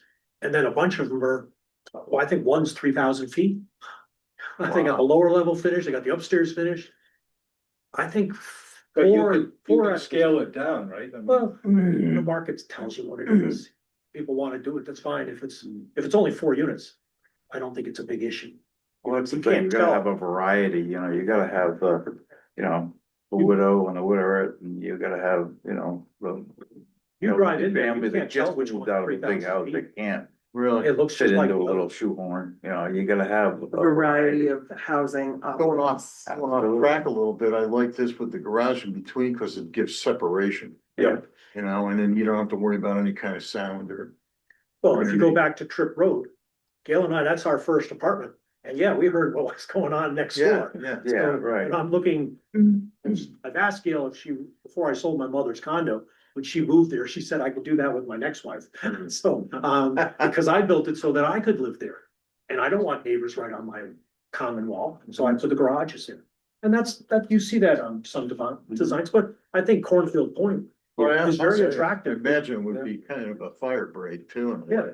correct. There's something going on. So maybe we can get away with no design standards with the 4 units. Cause I don't know if it's gonna make a tremendous impact, but I clearly think once you get to bigger than that, I think if you have the buffering, it's less of an issue. But we have to, I think, address that. so how do you stipulate parking? These, Well, Well, That's, As it I turns out- disagree with- we have in our regulations, and the state is also going after this. I think, John, you've said one parking spot for every bedroom. That's too much. And the state is addressing it, saying that that's too much for regulations. But that's easy to do. You have 3 bedrooms, you gotta have 3 parking spaces. Well, those probably have 2 bedrooms, we might have 3. And they might have 2 parking spaces per unit. Which is more realistic. And usually they are, usually. Yeah. And in some locations, they'll even have guest parking someplace. And in my mom's spot, we have 4 guest parking spots. I guess what I was thinking about was, how do you stipulate it in terms of where it is and the impact on the look of the place? Meaning parking in the front or in the Front or rear? back or the side or, break. right, No, so the parking question is actually a little bit tricky right now. So Public Act 25-1 eliminated mandatory off-street parking for developments of under 16 units. So this, and that's broadly meant to address multifamilies, smaller multifamily that are sort of infill in urban areas.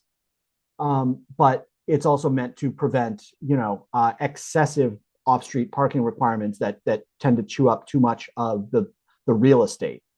But the impact of this is that you can't say if you're doing a 4-unit, middle housing, you need 12 parking spots. That is not allowed, or is no longer a valid reason to deny an application. But what you could say is any off-street parking must be, to the side or rear of the building. That is legitimate. And then beyond that, we're basically all having to trust the market, and you know, Doug can reinforce this. Although you haven't done a ton of multifamily. Doug, if you built a house and did not provide any off-street parking, I'm guessing you might have a challenge moving that unit. Well, I couldn't do it in the town of Woodstock. Right. Because I think the idea is any parking that is provided off-street, we can require, you know, location of off-street parking, maybe landscaping of off-street parking. We cannot regulate the numbers under, you know, 16 units essentially. So we have to rely on the fact that someone who's going to be building multifamily housing for profit will consider the market and will provide sufficient parking. But The we location. we can keep not allowing on-street parking though, correct? Correct. Yeah, that's a question for the Board of Selectmen and the Traffic Authority. So the town could say no on-street parking, and then so your only option if you're building something is off-street. We just, as a zoning commission, can't say you need 2.5 spaces per or something like that. We have to rely a little bit on the market. Can the location of the parking area be specified without? I think it can. Yes. Without I think it specifying the number of spaces, just Right. where they are. Yes, Okay. and how they're you could specify, you know, wearing surface. You could specify landscaping. You can specify, you know, dimension, but you can't deny it if you believe the number is too small. And part of the reason that I've suggested that we restrict where this middle housing is to along state highways or along collector streets, I think the parking in the front is less noticeable. You look at Bill Monte's office building. Does anyone really notice the parking lot in front of his building? No, it just drops down. It's right there. It's right in front, but it's so close to the road and it's a state road. You know, is that any different than Sweet Evelina's, or the post office? I think you expect that on a state road. You don't expect it on Katy Lane or your Hampshire Drive or something like that. And that's why I'm suggesting to start, we limit where we allow this. That gives us the opportunity to slowly see how it's accepted by the market. And John and I disagree. I think it's going to be accepted by the market very quickly. What do you think what do you think a lot would cost in Woodstock right now? A single family lot. I think it's somewhere between 80 and 100,000. All right, 2.5 acres. Yeah, well, it's whatever it is, it's a building lot. You can get one house on a $80,000 to $100,000 lot. With our regulations now, you could put 4 houses on that lot. So instead of having an $80,000 lot price, you now have a $20,000 lot price. That's a big incentive for someone to build on that site. All of a sudden, it's more affordable because you can put 4 units. And I look at Senexa Village, you know, that was 2 acres and I put 6 houses on it. Meanwhile, over on Senexa Village Road, I could put 1 house on a 1 acre site. That my cost per unit was now, I think, Senexa Village, the condos was 30,000 a unit. But on Senexa Village Road, it was 70,000 a unit. So those were more economical to build, and of course, they built bigger houses than I expected. But that's where you're gonna get this middle housing that is gonna be more affordable for people. But developers are gonna see it, but I could put 4 houses on what I could use to put 1 house. And so there's gonna be an incentive to do it. So 4 houses, 4 separate. 4 units. 4 units, all right, and that's where we're still talking about whether they're separate buildings or 1 unit, right? I think it should be up to the developer. But that's what's gonna drive it. Yeah. And I think, John, you said Columbia. I think there's different pressures on Woodstock than there is in Columbia. Oh, I'm sure there are. Yeah, I'm just that's the only recent example I have of someone loosening up the regulations and really not seeing any activity. I'm encouraging us to go slowly. Yeah. And see what the market's response is. The realtors that I've talked to, do you know any realtors, Dwight? No. They're looking for this. They think that's gonna make a difference.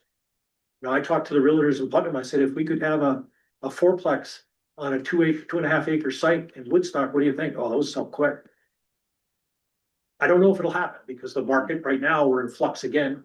The economy go to heck, who knows? But that's why I'm trying to suggest we limit it to state highways or collector roads. We can define what the collector roads are. And limit it to an area of town to start to see. Because I'm very adamantly against having a whole bunch of middle housing built out on Taylor Street or whatever that is out in West Woodstock. Taylor Trail. Taylor Trail. It's as far away from the services as you can get. The highway plow's gotta go out there, the fire station's gotta go out there, the school bus is going out there. Let's try to keep it in the core area of Woodstock to see how it's accepted. So those are the comments I still come back into is, and I don't think they should be allowed on private roads. For the issue, I think the town's gonna get sued by the people on the rest of the road, and I don't think it should be on shared driveways. I don't think they should be allowed in the lake districts. But I think it should be allowed in the village green district. If someone proposes a village green, we should encourage it. Nobody has proposed it. I did. I shouldn't say that I proposed a village green for Senexit Village, and the wastewater guys, we couldn't get through that. So I'm just trying to. So just to answer your questions, John, when you're looking for wording, how Yeah, no, I think I understand this a bit better. And we can take another run at it. And I also have an issue with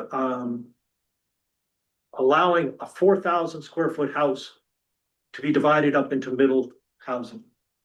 And my worry is that someone's gonna buy one of these larger places, or they're gonna build a 4,000 square foot house and then immediately convert it to fourplex.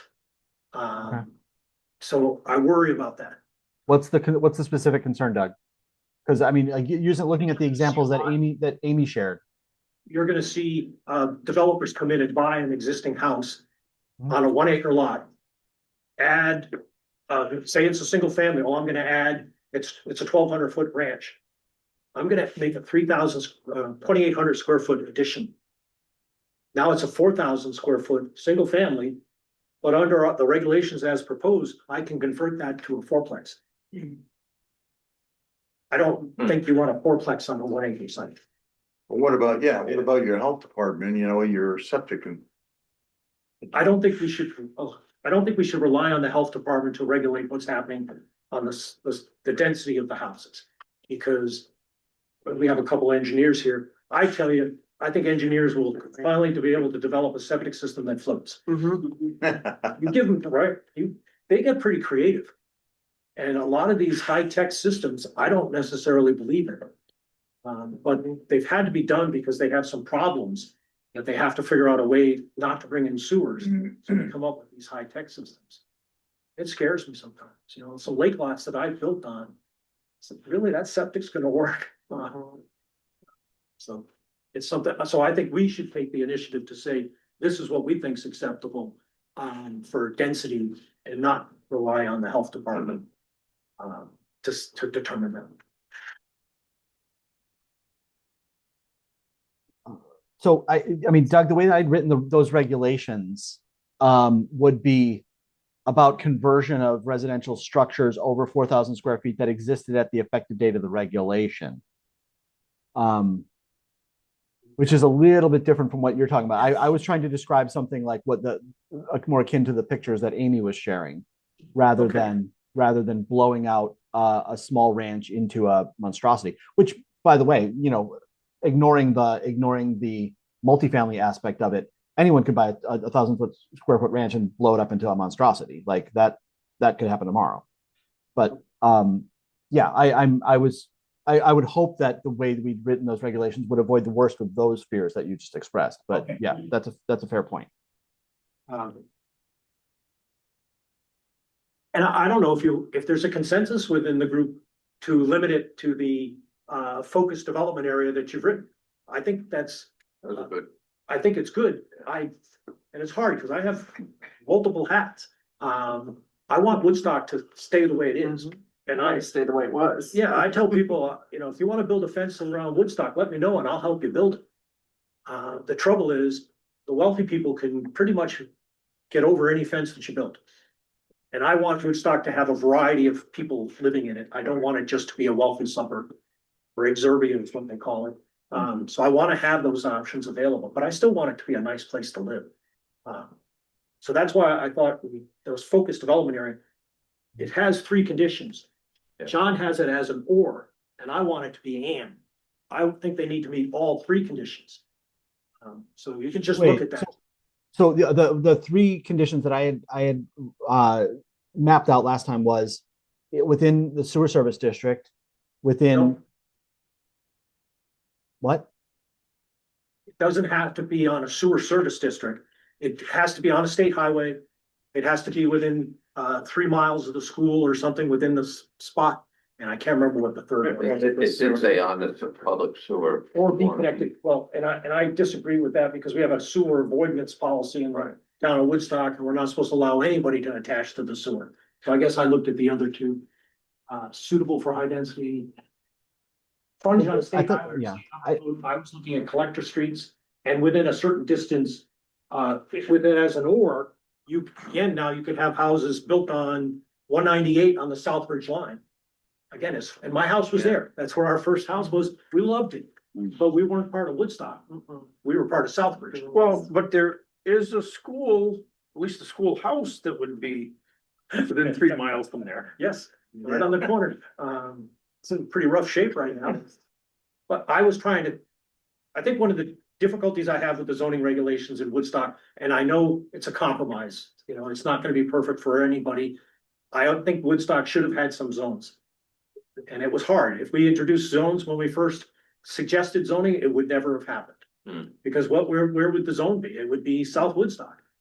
And everyone in South Woodstock, they were fairly influential. They probably wouldn't have gone too far. But I think we have to start thinking about that, and we can think about it as we're allowing higher densities. Where do we want that higher density? And I keep coming back to Taylor Trail. I hate that project. It's as far away as you can get from the services in Woodstock. And it's a cluster development in the middle of a forest. It should have been a 6-acre site or a 4-acre site or something. I was worried about fire apparatus getting out there, especially. And it's a private road too. Yeah, during mud season, trying to get out there. It's one way, private road, one way. It's not very wide. And I think I've said enough for tonight. You guys want to go home? Does that help, John? I'll try. I'm gonna aim right between your 2 hats, Doug. Yeah, you're right between them. And I am too. Do you like the idea of the focused development area? Yeah, I think it's a good idea. It's just similar to what we talked about in the past. I think it could be on any well-paved road.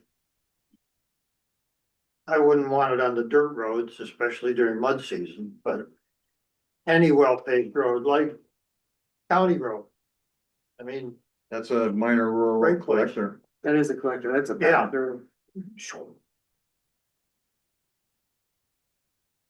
I just look at what's the ice cream place in West Woodstock? Canyonville. That created a lot of issues because all of a sudden there was a higher density use on a very short, small road.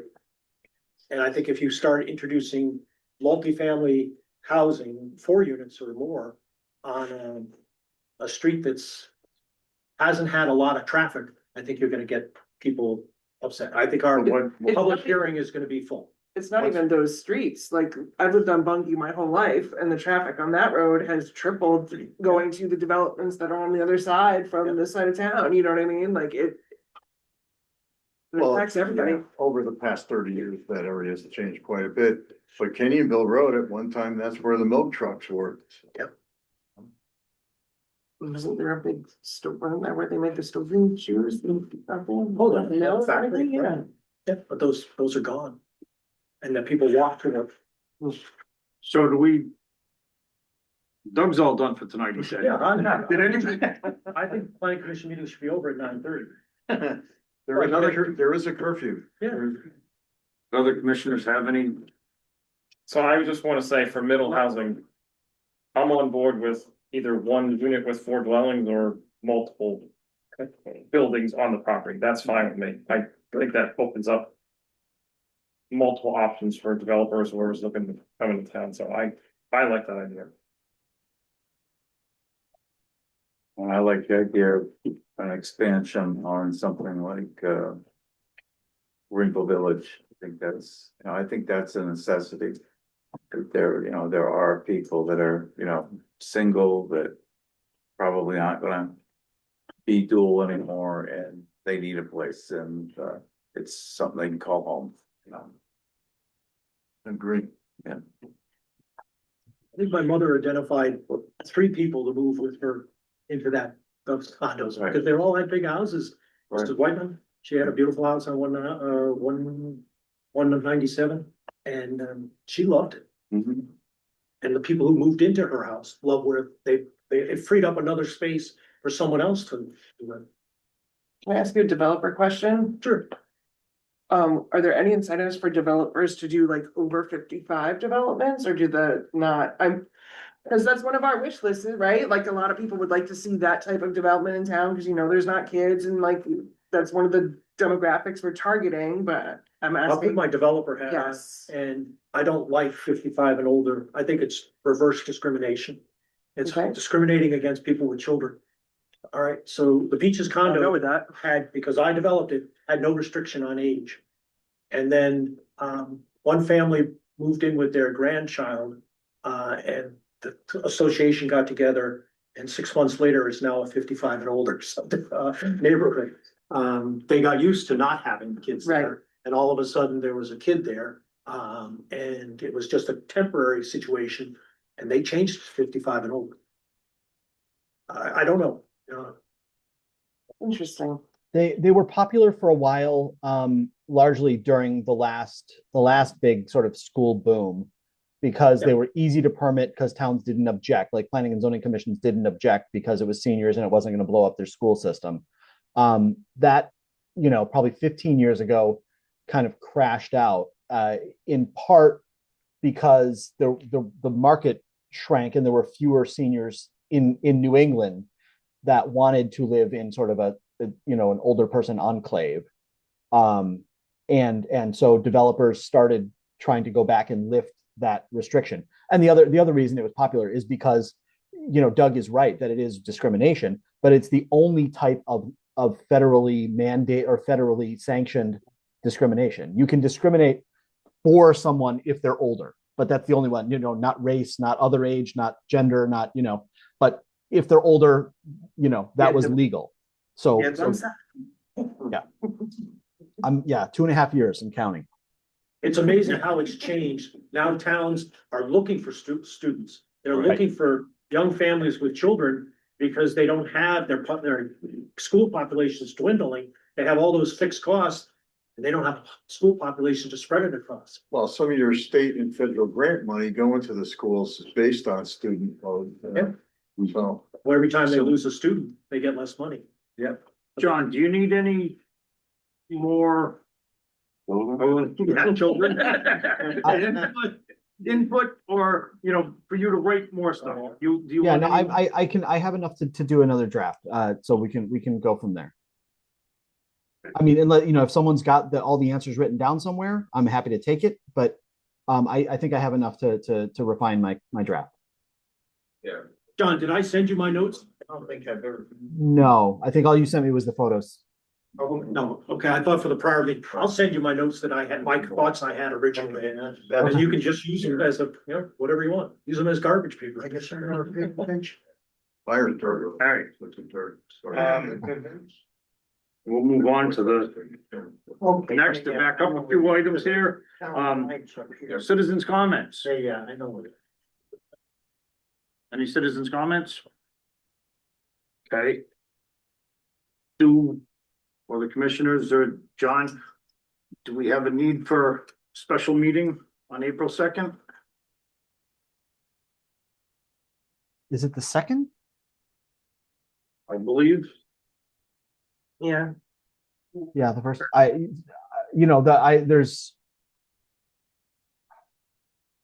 If you want to, you know, have a meeting, like the only thing that would be about this topic. And I can have something prepared if you would like to meet.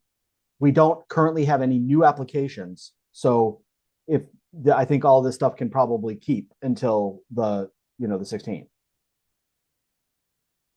We could always send you notes Yeah, or no, I emails. would encourage, you know, a broader spectrum of commissioners beyond Monahan and Porter to send me thoughts. this doesn't like Mark? your thoughts. So we're discussing. Anything about the, are you coming up to that, the, meeting next week? Yeah, is that, David had signed, we've got the, what is that, the State. state meeting on the planning and zoning commission, whatever is next Thursday. Oh, is that the Connecticut Federation of Planning and Zoning? Oh, okay. Well, Do you're we welcome know to it. People, are we registered to go? David was gonna send in something, but I don't know how many people he talked to. So he asked us at the tail end of the last meeting, who wanted to go, and I said I wanted to, but I haven't heard from him. And I did not. Is he on vacation? He's out. Sort of, kind of. Do you know if Tracy made those arrangements? That's the question, right? Because if David was supposed to get it to your office, then Tracy would have made those. Yeah, there was we haven't talked about that at all. Is it late? Can we still sign up, John? Do you know? I honestly don't. I can find out. How many I'd like commissioners? to go, I'd like to go, and I'm offering to drive. and I was happy to drive too. I'd like to go, and I think Dave wants to go. But Yeah, I know David and I told David I wanted to go. So 1, 2, 3, 4, 5 so far, and Dave. that would be 5. David made the 5. Okay, good. You. All right, I got Dave, Doug, John, and who else? Okay, Joseph. yeah, Joseph and Mark. Okay, thank you. Reservations need to be made by March 24th, so you've got a couple more days. All right. I'll call David and ask if he had gone anywhere, but like they say, probably has to go through your office, but I'll have David get a hold of you. Okay. You know when Dave's coming back? Sunday. Yeah, so we have time.